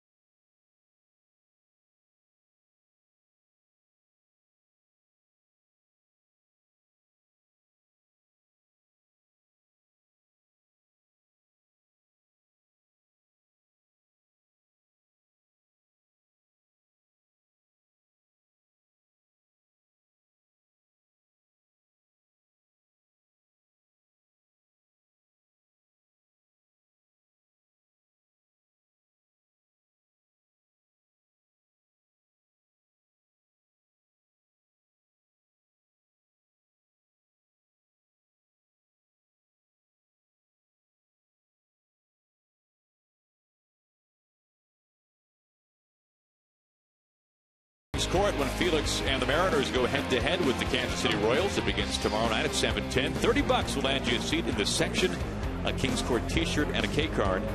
Come on and cheer the King when you get tickets at mariners.com/Felix. Taking on Joe Blanton, game 1 of that 3-game series against the Royals. There is Lomo to begin the home half of the 5th. Hits it hard on a line for a base hit, and extra bases for Logan Morrison all the way to the corner. Lomo checking in at second, a stand-up double.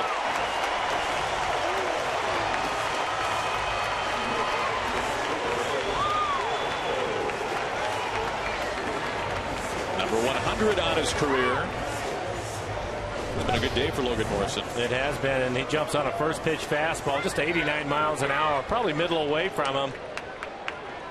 Able to get the barrel to it and hit it down into the corner.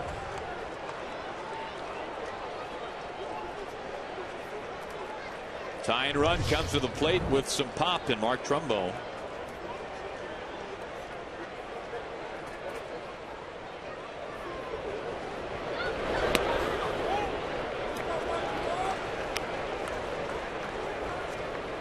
Trumbo, an all-star back in 2012. Member of the Angels. 32 home runs that year, 95 RBIs. Hit close to 270.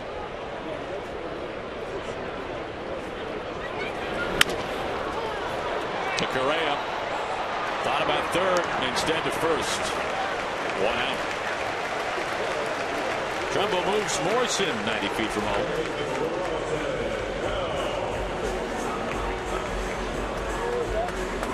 Will Harris warming up in the bullpen. Well, we saw the Astros might have a similar situation early on in the ballgame with Springer taking off to third base. Yeah, and I really thought Correa was going to go to third right there, and I think he had a play, but because of the 2-run lead, he decided let's get the sure out, go from there. So break for the Mariners, and with the 2-run lead, the Astros will play their infield back. Valbuena not even with the bag at third. So a ground ball will score a run.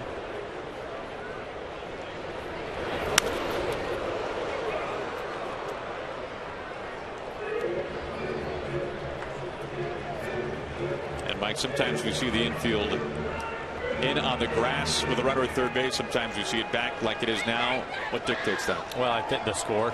You talk to a manager, every one of them will tell you the score will do that. And right now, again, with the Astros up 2 runs, they'll give up this run right here to try to get an out and try to stay away from the big inning. You bring the infielders in, it cuts down their range, better opportunity to get a base hit. A flare to left, Santana for the catch.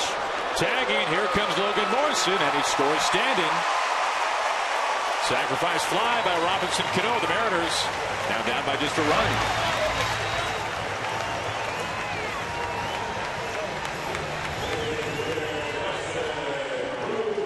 Logan Morrison has scored both runs for the Mariners today in that leadoff spot. With a base hit and an RBI in last night's game, picks up another RBI right here as A.J. Hinch, the manager, making a trip out to the mound. Now we will see Will Harris. That'll be it for Tony Sepp. Will step aside. Mariners down by just 1.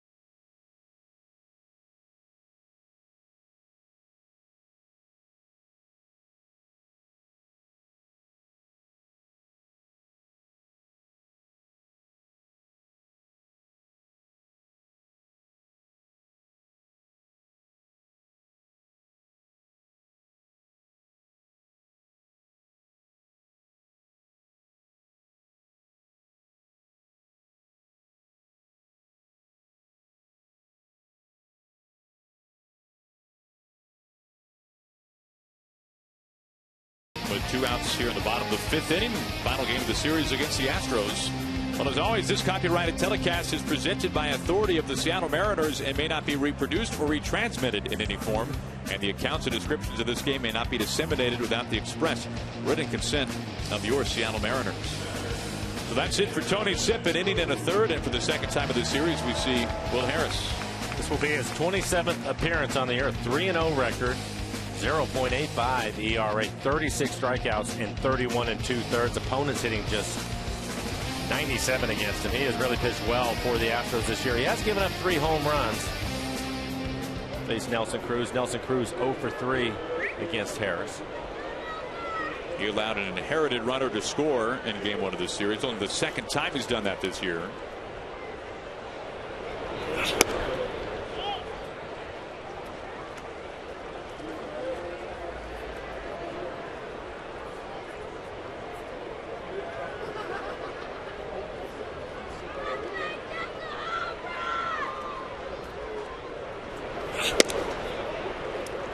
Cruz ahead 2-0.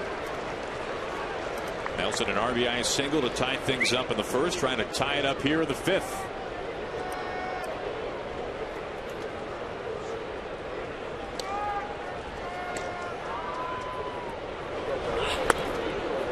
And now 3-0.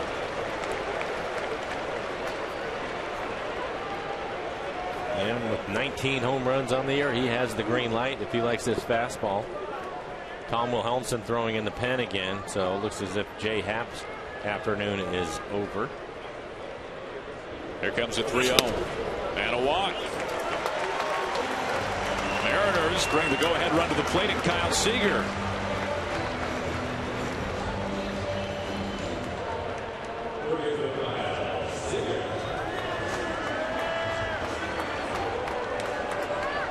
Seager 0 for 2 is twice flown out to center.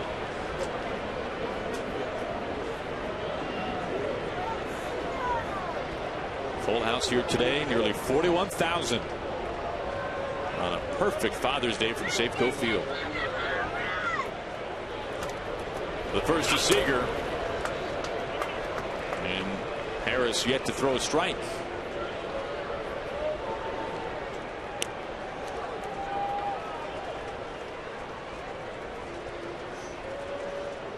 Seager with 11 bombs this year, close to 40 RBIs.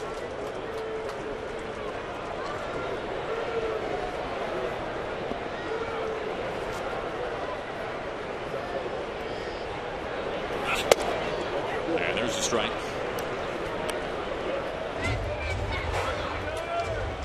Now they shift for Seager.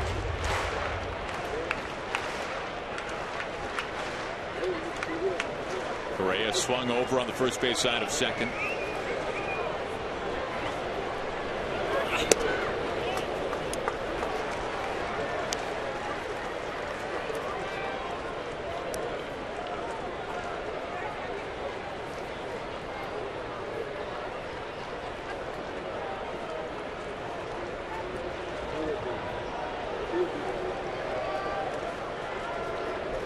The 2-1. And Seager very much ahead of the count. So back-to-back batters that Harris has run a 3-ball count to. He ended up walking Cruz. Well, so far 8 pitches, only 1 strike from him. He's not nearly as sharp as we have seen him this year. Strike to Seager. You can see there borderline. Harris has allowed only 3 runs all year. They have each come on a solo homer. 2 of them to left-handed hitters like Seager.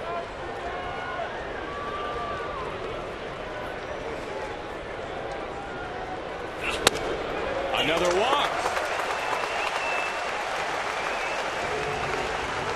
First Cruz, now Seager, and it brings in Seth Smith, and it brings out Brent Strom, the pitching coach.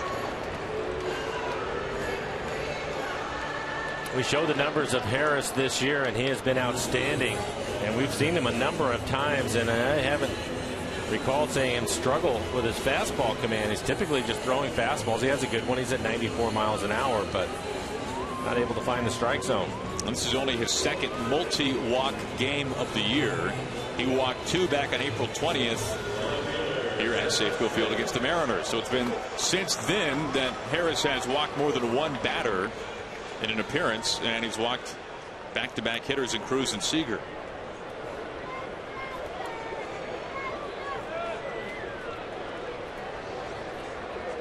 Mariners have the tie-in run. Nelson Cruz at second base. The go-ahead in the form of Seager at first. Big chance here for Seth Smith. Jumps on the first pitch the opposite way, and this is into the seats.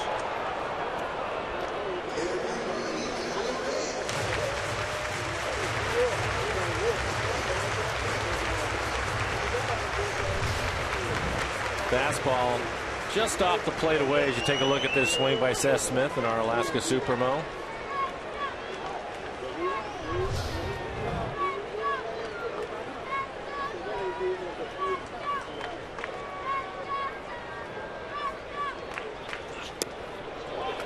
One ball and 1 strike.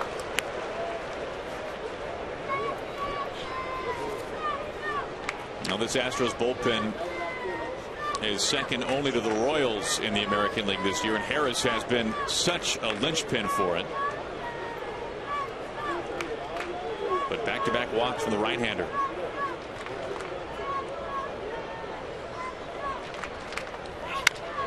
Big bounder on the right side, and right there to Gonzalez.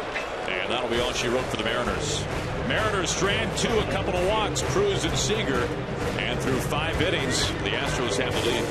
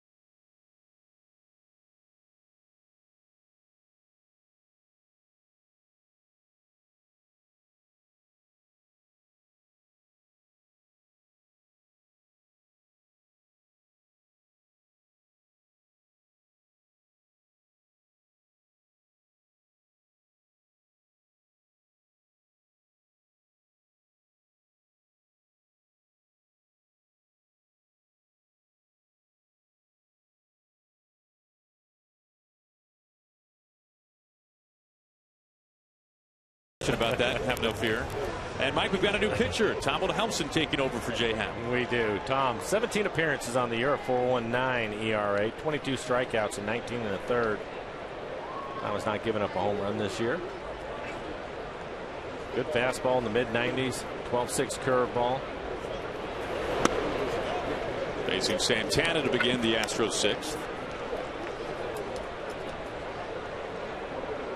One of the things the Mariners have done well in this series is when Houston has scored, they've come right back and put a run up themselves.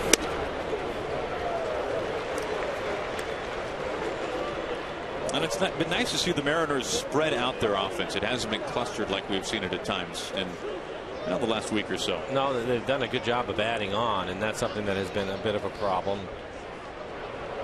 So hopefully that will continue as Tom works here in the 6th.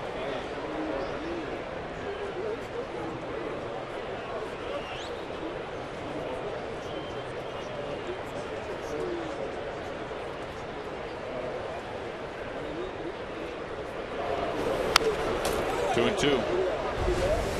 Now J-Happ today, Mike, the pitch count just kind of got away from him a little bit. Yeah, for both starters, a lot of foul balls today, but for Jay, 5 innings, 7 hits, 3 runs, 2 of them earned, a couple of walks, 4 strikeouts. He threw 101 pitches, 60 of those for strikes.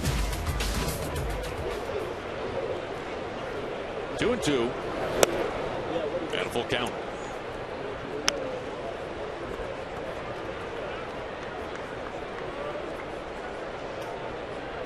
Seems that you've said that a lot today, Aaron. I think you're right. A lot of full counts on both sides. A lot of pitches been thrown. Down on strikes. Will Elmson, nice way to begin things. Mid-90s heat. Well, fans, don't forget to say hi to the best mascot in baseball. Next time you're at Safeco Field, swing by the Seattle Children's Moose Den, located in center field, for a photo with the one and only Mariner Moose. 1 up, 1 down. And it brings in Valbuena.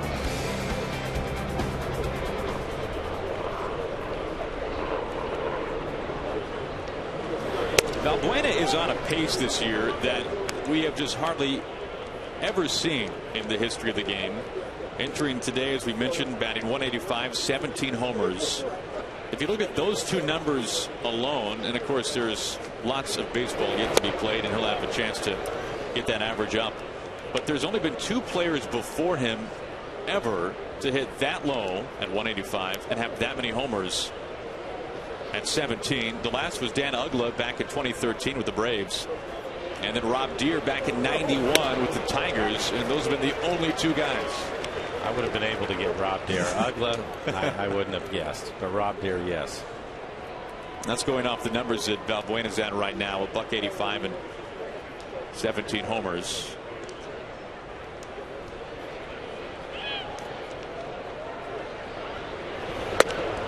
That year for Deere, he led the American League in strikeouts.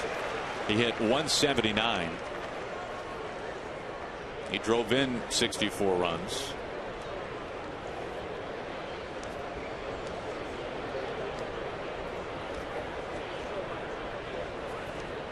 But not a huge on base guy. Full count. Good curveball from Tom. Did not get the call from Brian Gorman, the home plate umpire. You can see on our EQC trace with the location of the curve.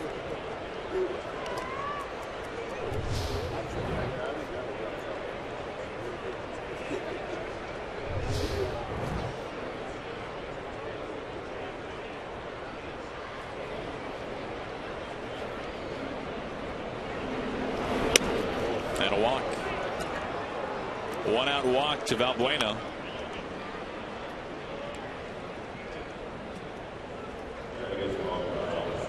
And brings in Marwin Gonzalez.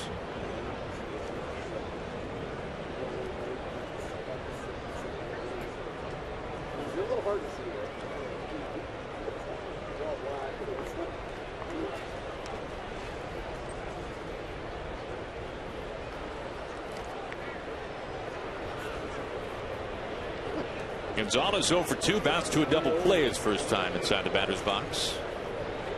Switch hitter, batting left-handed against the righty Wilhelmsen.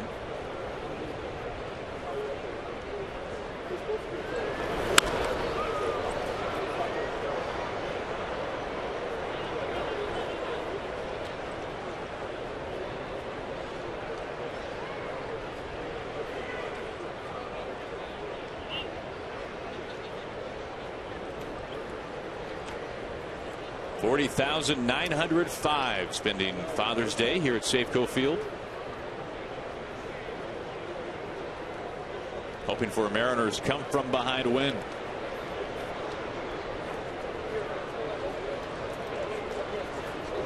This has been a series this year dominated by the Astros. These two teams meeting for the 13th time this season. 0-2. Astros have won 8 of the first 12. First year for A.J. Hinch. Hinch has seemingly held every job in baseball, from general manager to director of a farm system. Now his second stint as a major league manager. Spent some time with the Diamondbacks as their skipper after Bob Melvin. He was also a teammate of mine in Oakland. Is that so? Yeah. He was a catcher on that club. Really young catcher at the time. And you could tell, I mean, A.J., bright guy, really studied a lot. I'm not surprised. You mentioned all the other jobs since his playing career has been over that he's held. You wait for the 6th inning in Game 3 to drop the teammate line. I see. Oh, and by the way, our second series together against the Astros. So we understand. Mike, we look forward to the 8th as to what we might learn then.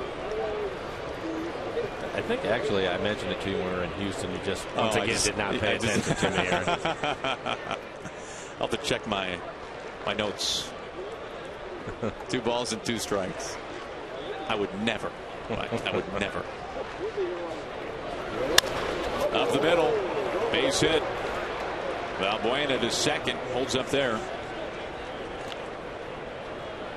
And back-to-back base runners with 1 out. That'll bring in Castro, the catcher.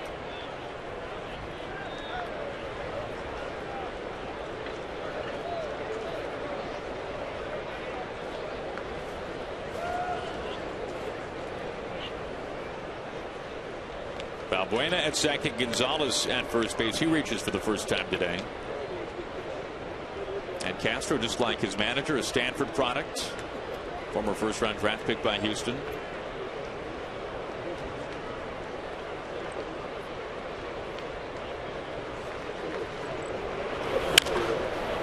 Strike 1.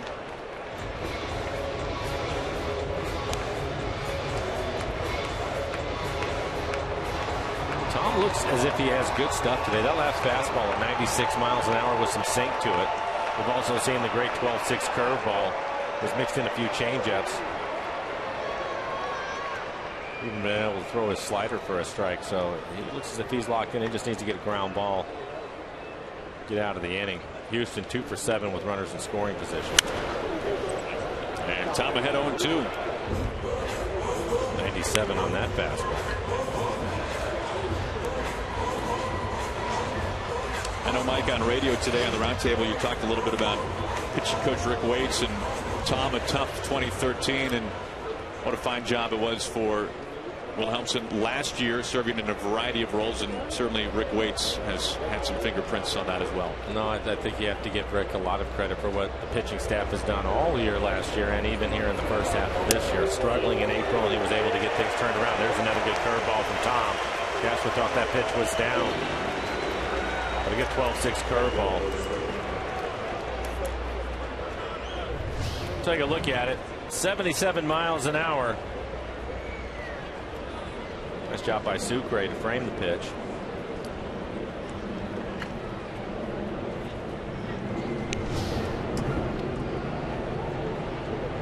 Second strikeout this inning for Wilhelmsen, trying to dance around a couple of base runners. A walk to Valbuena, a single to Gonzalez, and now the 4th trip inside the batter's box for George Springer.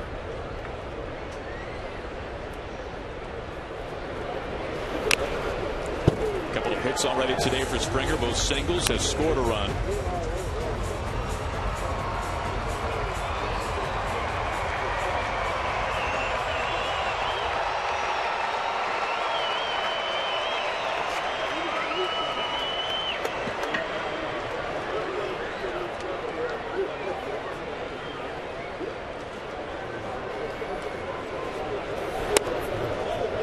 The Astros today have had their fair share of base runners.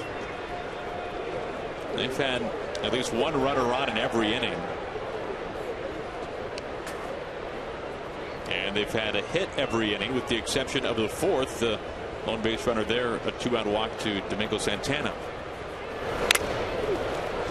Gets a piece of Sucre. 1-2.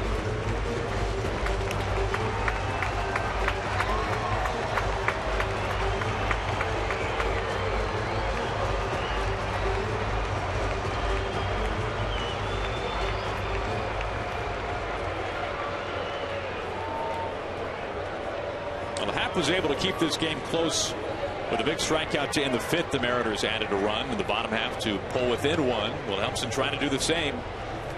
Here's 1-2.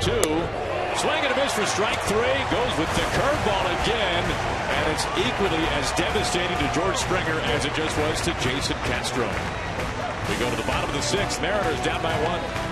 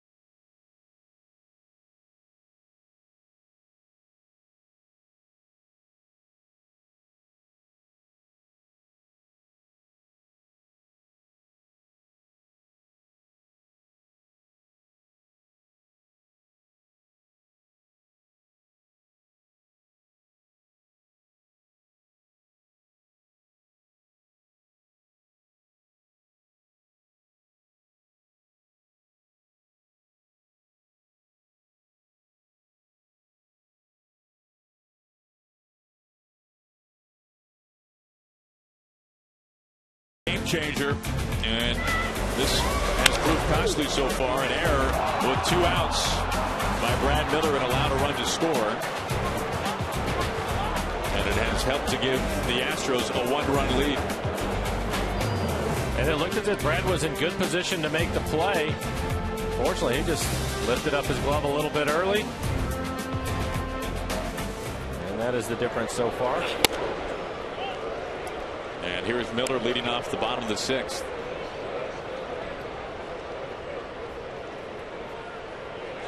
Brad a walk and a strikeout today.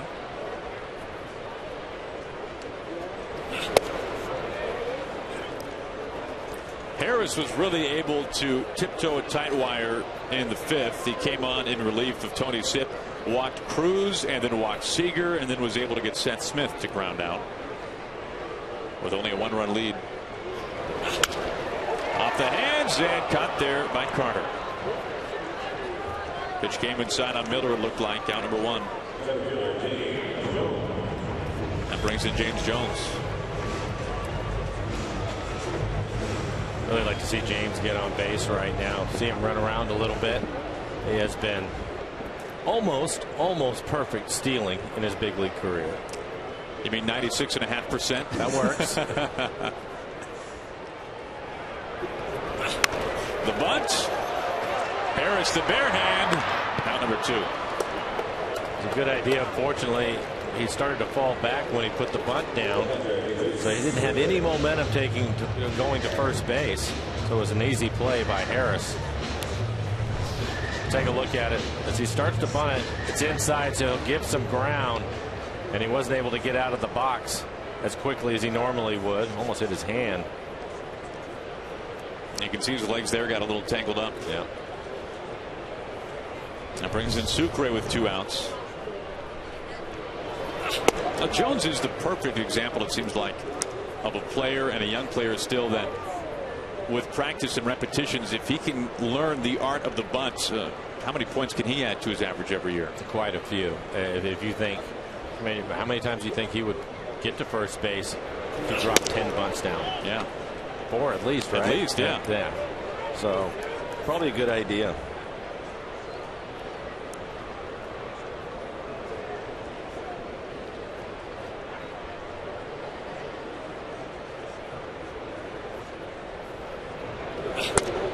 Maybe this winter he could spend a week with Brett Butler, former teammate of mine.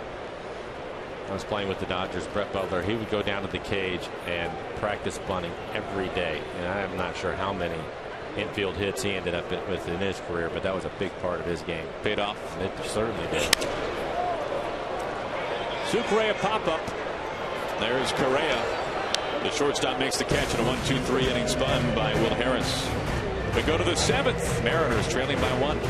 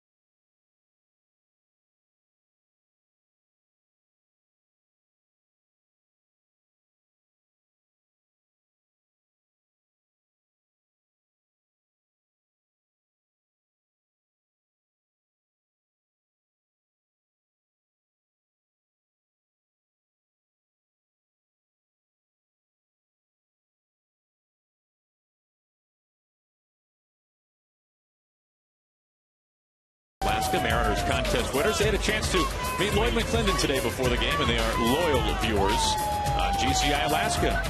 You can tell they are excited to spend Father's Day at Safeco Field, and why wouldn't they be? They look like they're having a great time here. Saw them down on the field and had a chance to meet Lloyd. It's great. Tom Helmson back on to work the 7th. He had a big strikeout in the 6th inning. Curveball looked really good. Fortunately, he had to throw a lot of pitches to get through the 6th. 24 pitches for Tom in the 6th. Struck out the side with a walk and a single sprinkled in.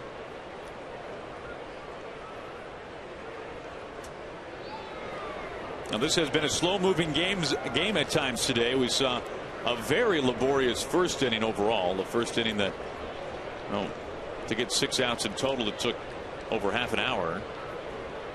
A lot of pitches today on both sides. Correa on the first pitch. Lomo charging after it. Logan Morrison off his glove. That's a tough play. We talked about it with Logan. He can cover a lot of ground, and tried to turn his glove over to make the catch as it goes right off the end of his glove. And we've seen some of the infielders and the outfielders having to shade their eyes because of the sun. Difficult play when you're running and fighting the sun, and you know that wall is coming up. Good effort. No error, just a strike.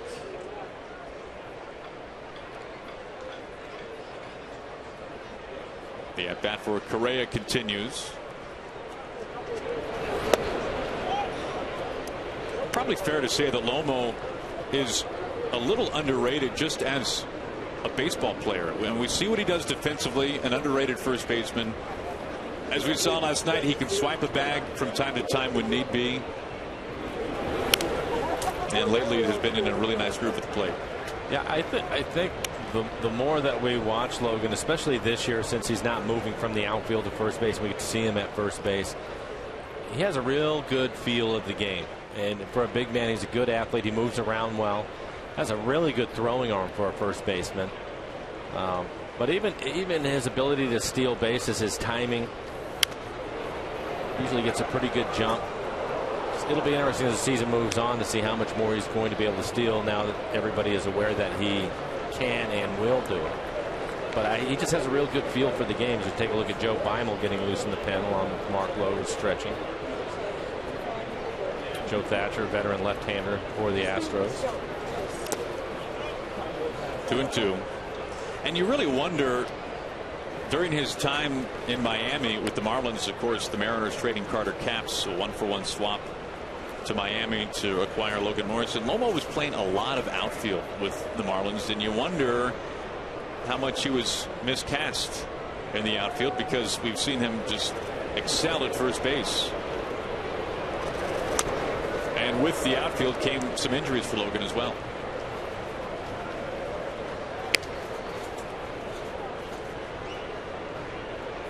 Another long at bat.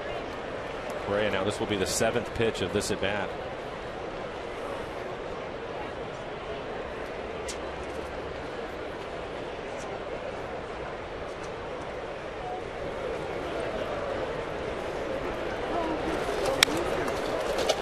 And it continues.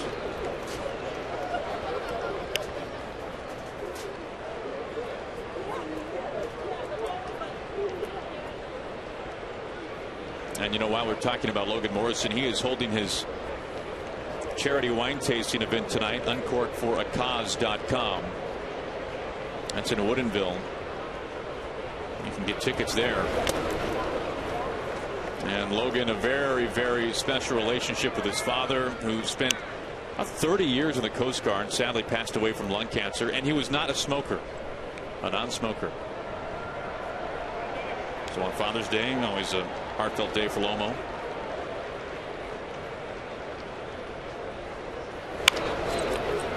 Three-2 up the middle. Miller for round number 1.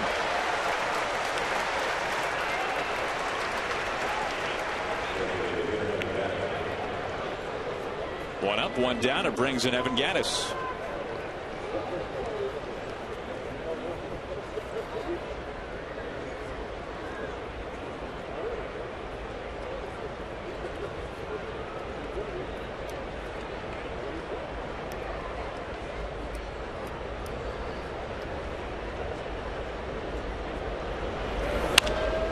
Fights it away the opposite way. Here's Trumbo. Out number 2.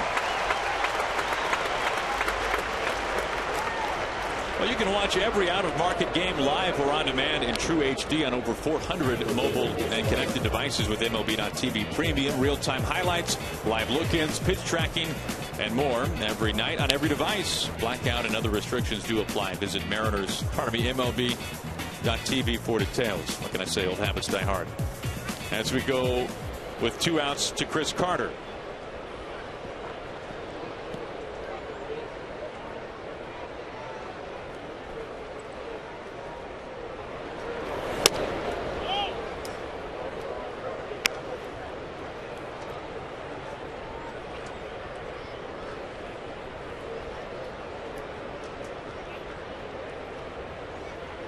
Carter, a walk back in the 5th.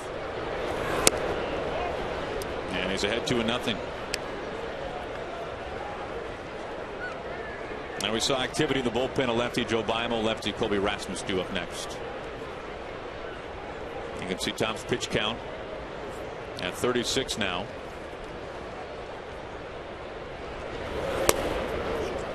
And 3-0. 2-0. Throwing the slider, did not want to give in to Carter. Give him a fastball, catch too much of the plate, he can hurt you. So Tom going with the sliders. You take a look at Joe.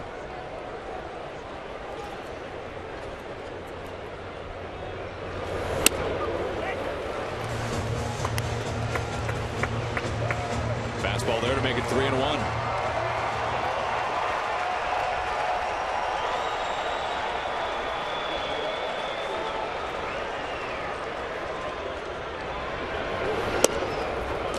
To Carter with 2 outs.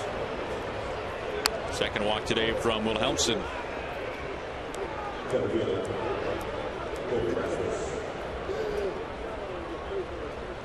2 outs, 1 on for Rasmus.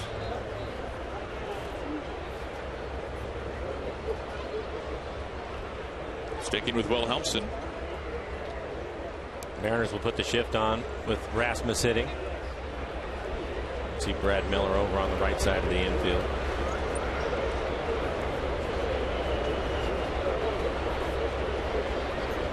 The Astros have had a man on in every inning so far today. That one really gets away from Wilhelmsen.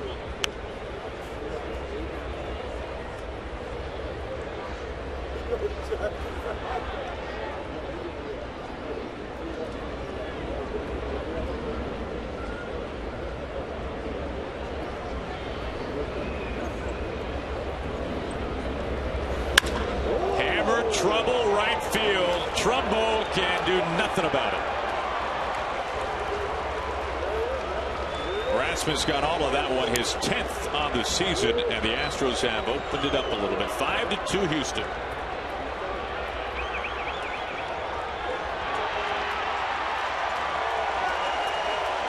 Houston Astros #1 in home runs this year.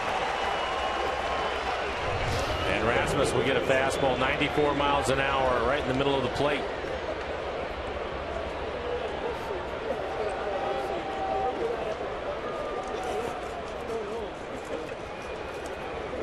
So right when I thought the Mariners were going to have their first clean inning, Aaron, quick 2 runs after the walk.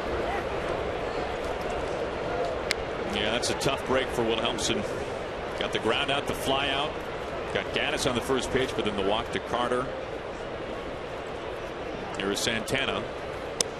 And in the first 2 games of this series, this hasn't been the only reason why the Mariners have won, certainly, but the 4 home runs that the Astros have hit have all been solo home runs. This is the first home run that they've hit in this series with a man on base, and with their ability to get on base at times, especially with walks, that's when they hit the 2-run homer, the 3-run homer. That's when games can escalate very quickly against Houston. They can, and for Tom, that's the first home run he's given up this year.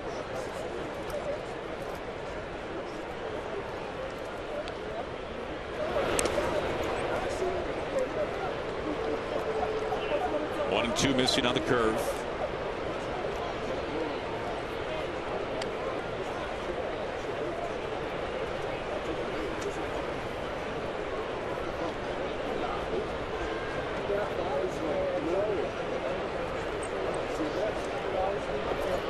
The 1-2 to Santana. Just gets a piece, but it's held on to by Supre. And that'll be it for the Astros in the top of the 7th. But 2 runs in on the 2-run, 2-out homer by Colby Rasmus. And right now we'll hand things over to the voice of Safeco Field, Tom Huntler, for God Bless America. And a very happy Father's Day from the ballpark here in downtown Seattle. And join us in honoring our great country with the singing of God Bless America. Please welcome back James Geiger.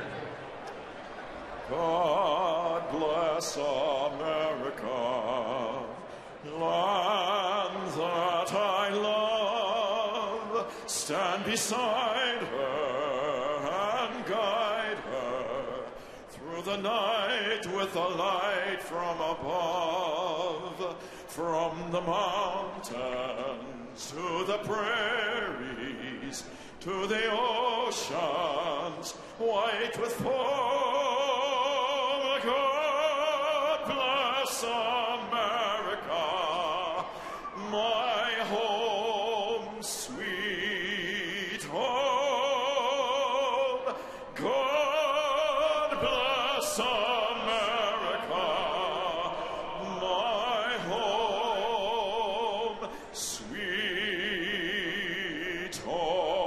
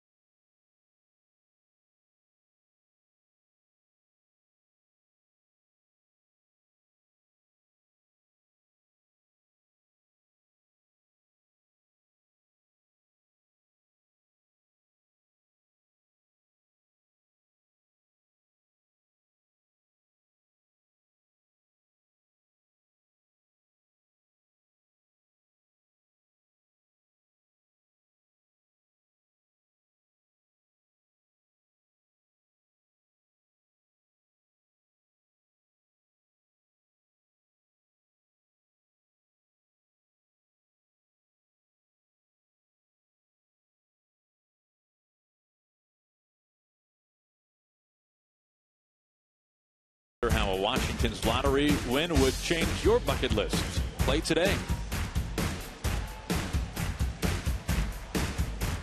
Glad to have you with us here today from Safeco Field. We've got a new pitcher up on the mound. Mike, Joe Thatcher.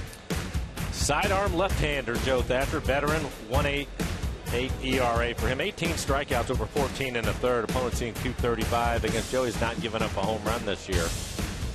He will get the top of the lineup for the Mariners. It'll be Morrison, Trumbo, and Cano due up in the bottom of the seventh.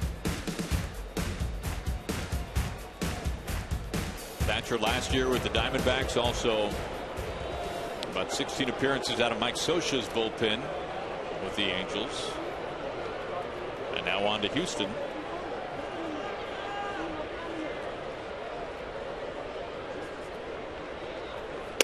Logan Morrison leads things off, looks at a strike.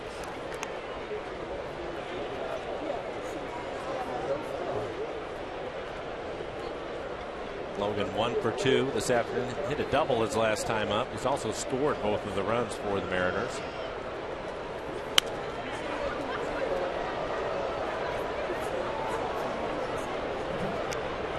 You know, Mike, you were talking about that was the first home run allowed by Wilhelmsen this year. Looking up his home run log, his last homer was in last September against Jose Bautista. So you're right, it had been a long time for Tom. That has given the Astros a 5-2 lead. Rasmus taking him deep. Lomo tied up. Down on strikes, 3 pitches. They'll join Mariners greats Jay Buhner and Dan Wilson for the 3rd annual All-Star Softball Classic for Youth. Bring your family and friends out to Safeco Field on Saturday, June 27th. First pitch at 3 p.m. For tickets and information, all you have to do is go to uwkc.org. Chad Qualls warming up in the bullpen.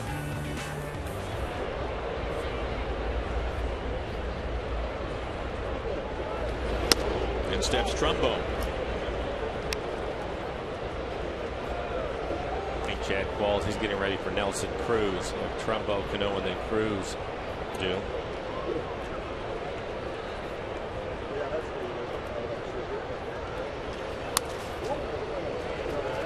John really gets away 2-0.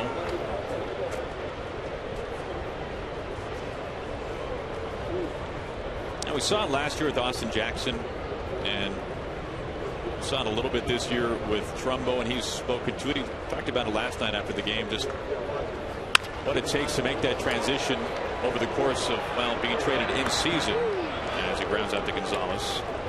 And it's not an easy one, but it was nice to see Trumbo get the home run monkey off his back, his first as a Mariner last night. He's had a good series. He drove in 3 runs in the first game, hit the home run last night. Just hope with his track record and settling in with his club that you see a little more consistency out of him. You certainly expect him to hit the ball in the seats more often. Yeah, I think that will happen for him. In steps Cano, 2 outs. Robinson a sac fly to left, back in the 5th.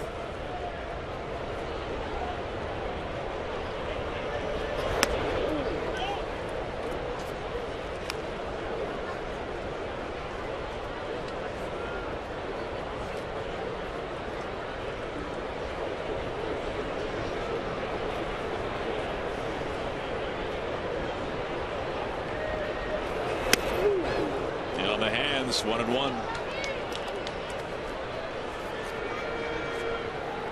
Seeing Cano follow Trumbo reminds us of the All-Star game back in 2012 when Robbie selected Trumbo to be part of the AL Home Run Derby team. That was in Kansas City, the year the Prince Fielder won it all. 2 balls and a strike.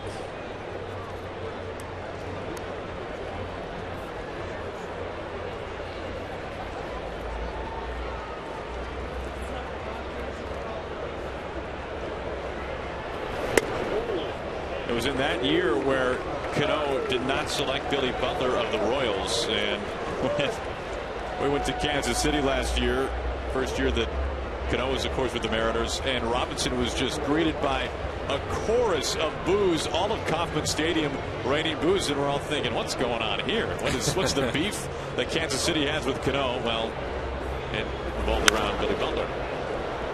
From what I remember, Trumbo put on a pretty good show in the home run hitting contest. I think he did.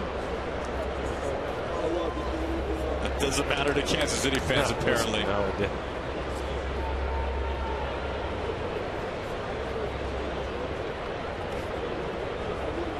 We don't go to Kansas City until late this year, in August or September, maybe even. We'll wait and find out what year 2 holds for Robinson at Kaufman. Payoff pitch to Correa. And there's out number 3. Side sat down in order. For the second straight inning, last 7 Mariners hitters retired in order. We go to the 8th. Astros lead at 5-2.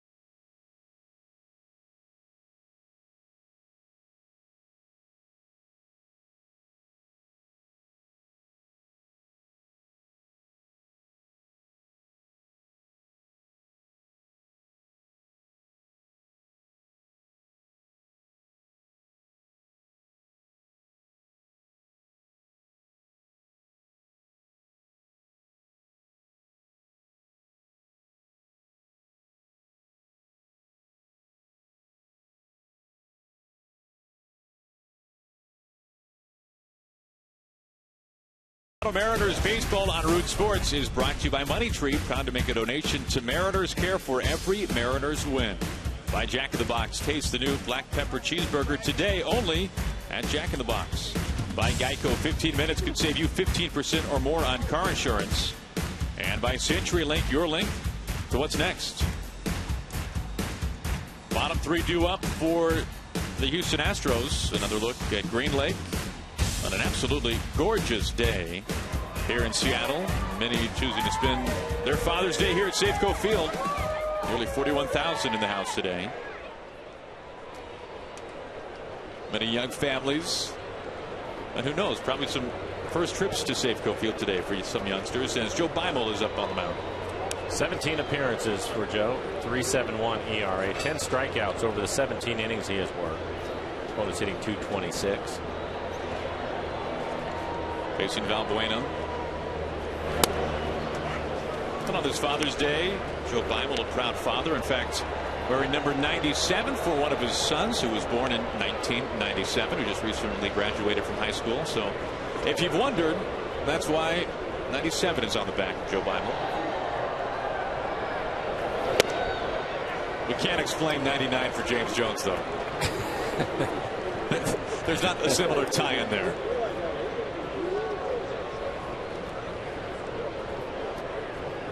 Remember Jones, I think, saying that he somehow got that number in spring training and just kind of stuck with it. Yeah, just kept it. Not many can pull it off, but Jones does a pretty good job at that. It fits.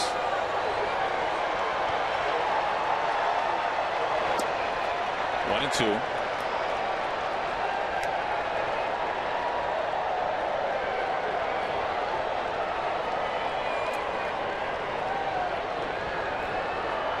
Nishek warming up. Vince Velasquez went only 3 1/3 innings today for the Astros. It's been all bullpen since. And as we mentioned, not an easy bullpen to crack.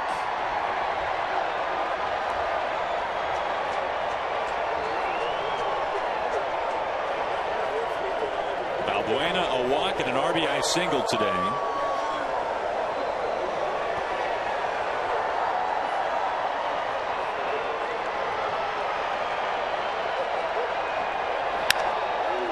To center field. Speaking of number 99. 1 out.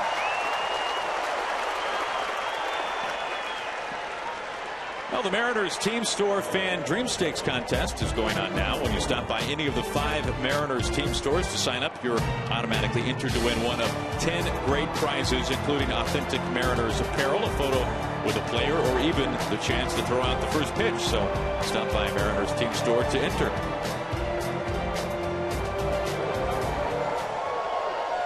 One out, nobody on for Marwin Gonzalez.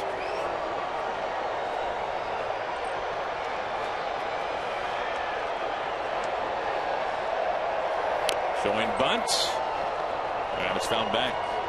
Of course, the Mariners homestand continues after this series with the Astros. Kings Court in session tomorrow night. Felix up on the mound versus Joe Blanton against Kansas City. First time the Mariners will be seeing the Royals this season. Kansas City finishing up the series right now against the Red Sox. And Kansas City getting routed today. It's a final 13-2 Boston over the Royals. As we take a look at those matchups on the CenturyLink, what's next? Chris Young today, by the way, our old friend Chris Young, American League Comeback Player of the Year, is now in the Royals rotation, and unfortunately for Chris's sake, really got shelled today. 7 runs over 4 2/3 for the Royals. So we will see Chris when they come to town tomorrow, but we will not see him up on the mound. A pretty good challenge for Felix Montgomery, Elias going in that series. Again, the Royals first in hitting, 4th in on base percentage, 5th in slugging. Down on strikes. Now number 2. First punch out for Beimel. Kansas City also 2nd in ERA. That's not going to be an easy series.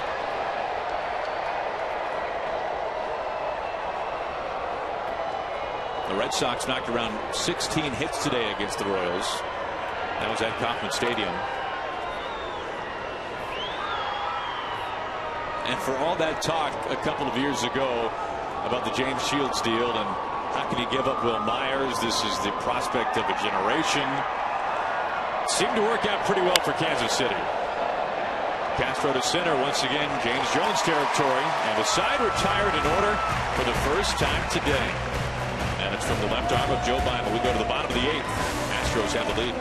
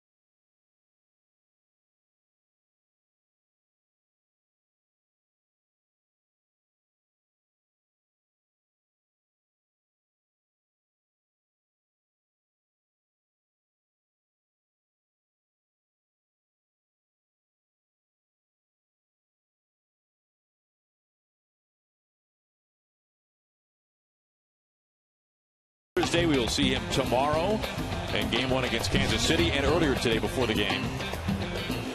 as we take a look at, we know the mechanics pretty well by now from the King. As he gets Joe panicked, and now here is young King Felix throwing out the ceremonial first pitch. Mike, what do you think? I love it. And he is throwing that fastball with some anger. Look at the follow through. I mean, he's got, Mike, he's got a great cut going on. He's got the sweatband. He's got the gold spikes. I mean, which matches the gold on the chest. I mean, it's the game within the game. Look good, feel good, play good, Mike. I know you're all about that. And I think nobody better to learn that from than Felix Hernandez. That was a lot of fun. There's Pat Neshek, the new pitcher, facing Nelson Cruz.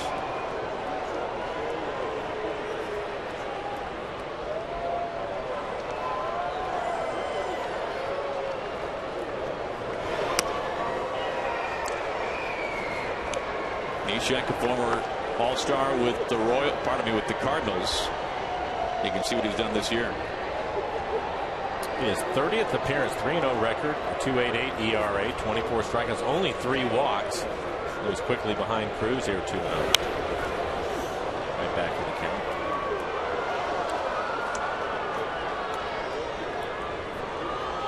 And he's been really tough on righties, like Cruz, batting 183 against Pat Neshek. You can see the arm angle.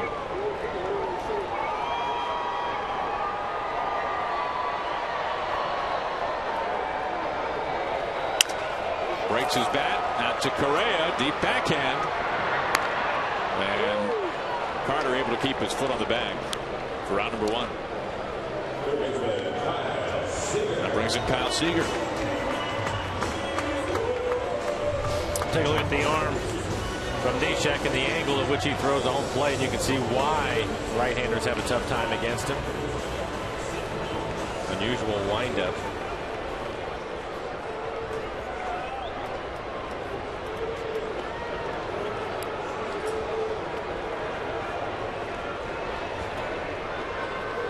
Started that windup, he almost looks like he's going to go bowling. Strike 1 to Seager.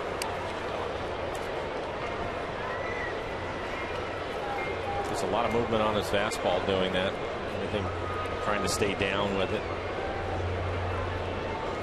Now Seager trying to get something going off the Astros bullpen. The Mariners have been held to 3 hits.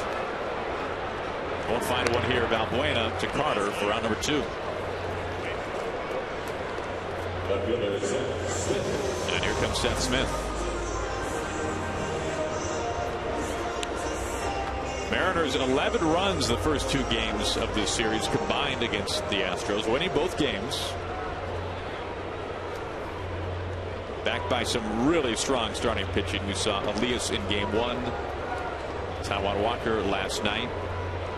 And kind of fair to say, Mike, last night with Taijuan, it seemed as though he pitched even better than his line would indicate. A quality start, 3 runs, 6 1/3. Smith on the right side. Gonzalez lays out for it. Takes a hit away. And for Neshek, only 7 pitches to get 3 outs. We go to the 9th.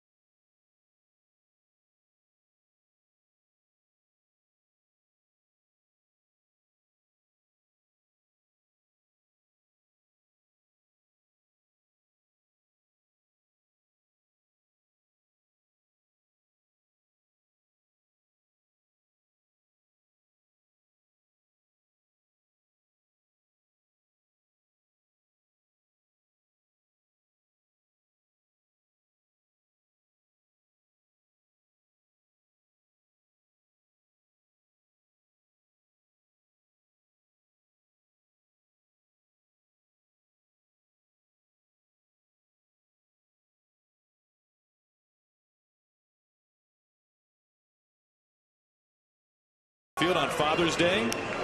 Mariners wrapping up the series with the Houston Astros, and it's just picture perfect outside today here in downtown Seattle.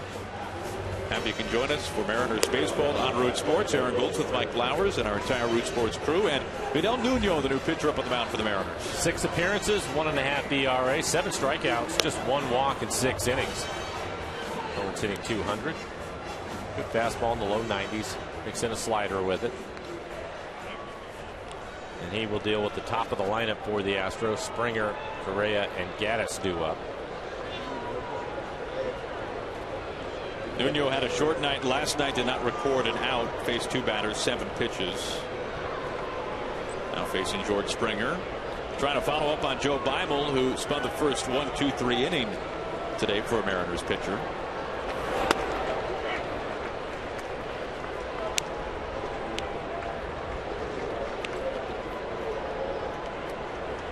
Springer's 5th at bat today.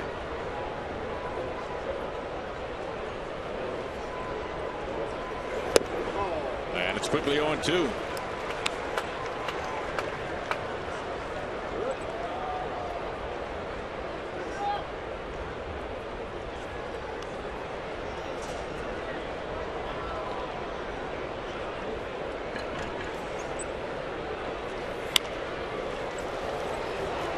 Sucre, Morrison finding it. Morrison has it go off his glove. And he lost it for a second.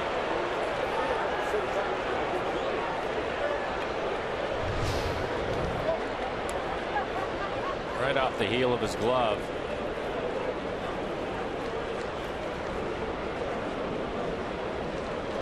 No error. No play there. It's still 0-2.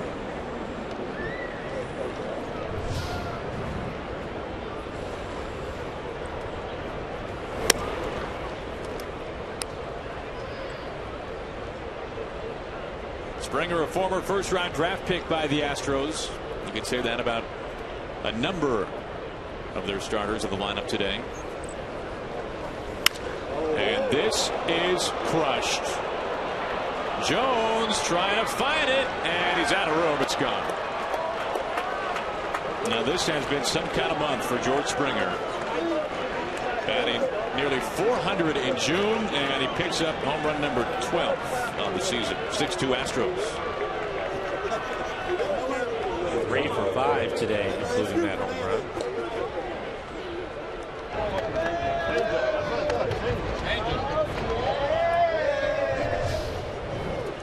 Take a look at the swing. Barrels it up. Live ball was in the air for a long time. In fact, Jones looked as if he was going to have a play on it, but it's well into the stands. Brings in Correa.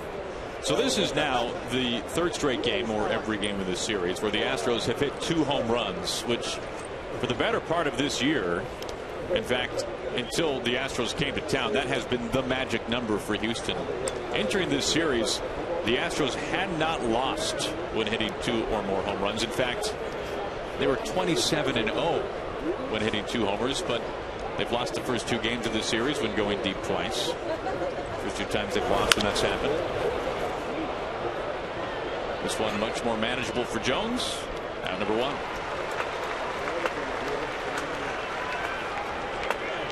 But it will take a come from behind win today for the Mariners to give the Astros their 3rd straight loss when homering twice.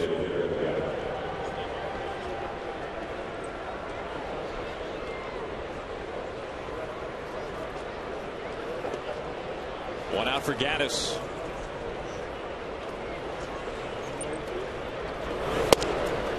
Not cheated. Strike 1.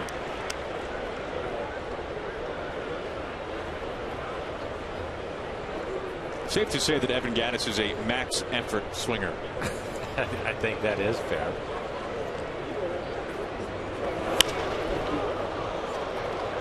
Playable in left field. Smith is there for out number 2. Nobody's saying, hey, Evan, swing at 80% when you're up at the plate. I have to tell you, though, you can go up and down the lineup and pick out a number of guys that swing the bat the way that he does. Max effort. Well, Springer's bat speed is off the charts, and he tries to lay into one, it seems like, every time. Luke Gregerson, the closer for the Astros, getting loose. Correa doesn't get cheated. Carter the same way. Certainly not him. Valbuena. And here is Carter.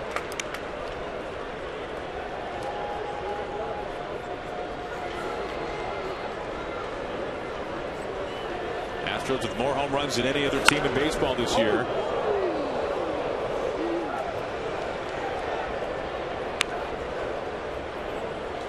And they've paid for it in the strikeout category.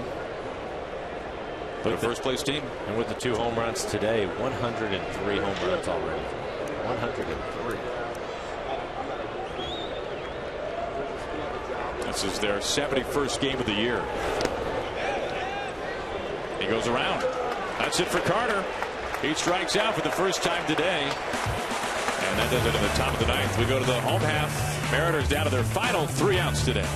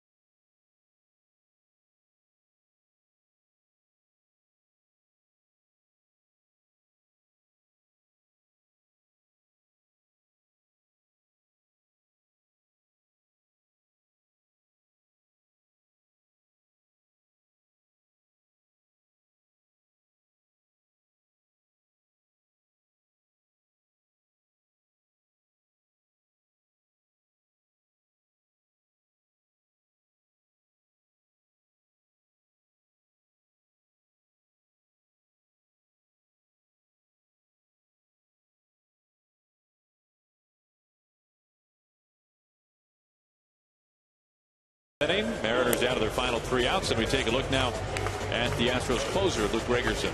Having a good year, 17 saves. ERA right at 4, but most managers aren't worried about the closer's ERA. They're more concerned about saves and the opportunities. 29 strikeouts in the 27 innings. Opponent's hitting .225. He's given up 4 home runs this year. Pretty good sinker slider combination for Gregerson. He's been good out of the bullpen when he has entered in save situations. He's 17 for 19, so he's been pretty dependable. A 4-run lead here, however, as he'll face the bottom 3 in the order, and it starts with Brad Miller.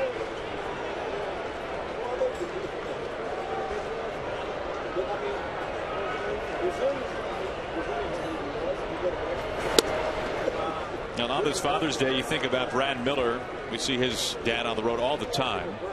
His father, a financial advisor in Florida, in the Orlando area. And one thing you might have noticed is the necklace that Brad Miller wears, and right now it's tucked underneath his shirt. Sometimes it makes its way out with the initials AG on it. And really, when Brad signs a baseball, more times than not, it seems like he includes those initials on there. That's for Al Gale, his grandfather on his mom's side, who is a very, very big part of his life and somebody he holds very close to him. Castro down to first, and there's out number 1. Now to bring in James Jones.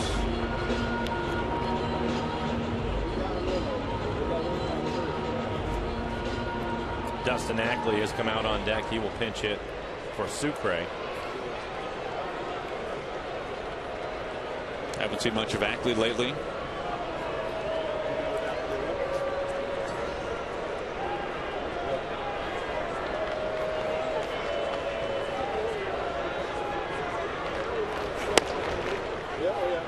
Strike one to Jones.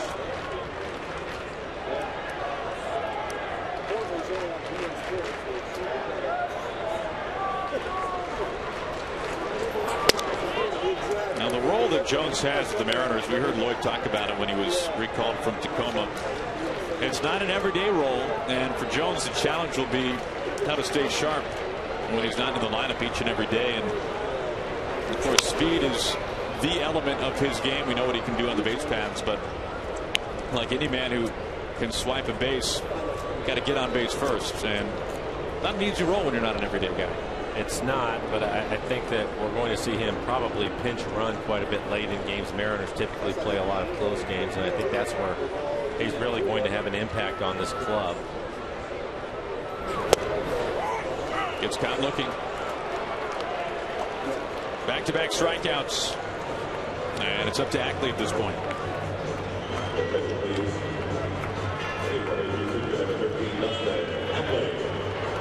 Gregerson has been so tough on the Mariners over the course of his career, even dating back to his days in San Diego.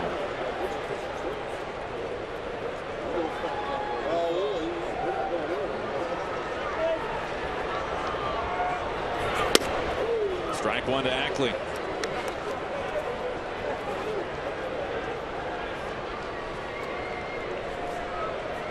Mariners won game one of the series. They won last night. As Ackley stings it into right field. And a base hit for Dustin, pinch hitting here in the ninth with 2 outs.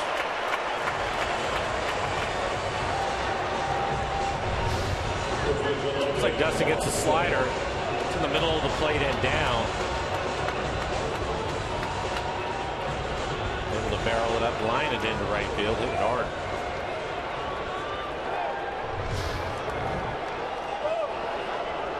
Logan Morrison a walk, a couple of strikeouts, a double. He scored twice.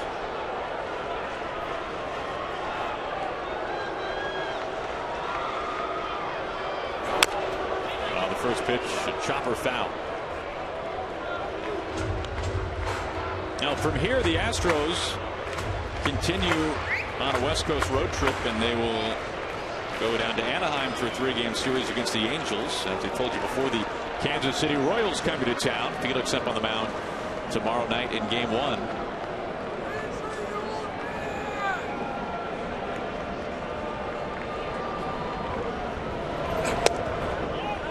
Off the plate, 1 ball and 1 strike.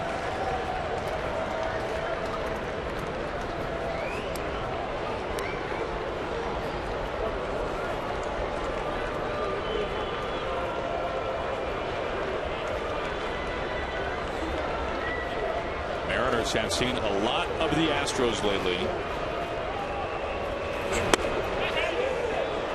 Does not go. 2-1.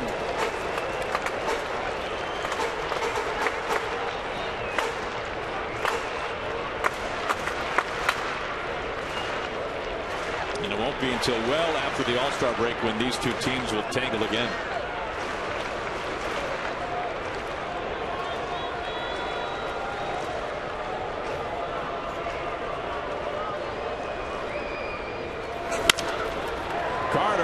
Hits it low, and that ends this one today. Logan Morrison retired. The Mariners can't pull out the broom. They don't get the sweep, but a series win, Mike, against a 40-win team and a first-place team in the division. I think it was important for them to win the series. It would have been nice to get greedy and sweep them, but that wasn't in the cards this afternoon. Again, the Astros doing what they do. A couple of home runs that really hurt the Mariners this afternoon, but you just have to keep moving forward. Now, my hope is that with the Mariners, Aaron, that they can continue to win series going into the break. That's important. 5-5 in the last 10 entering this series. They take the series against the first-place Houston Astros. So all in all, good stuff here in this weekend series against Houston. Well, Mariners post-game presented by Delta Airlines starts right now with Bradley and Val. Aaron, thank you very much. Yes, the Astros avoid the sweep, but opportunity for the Mariners, although it doesn't look like it looking at the numbers. They lose 6-2.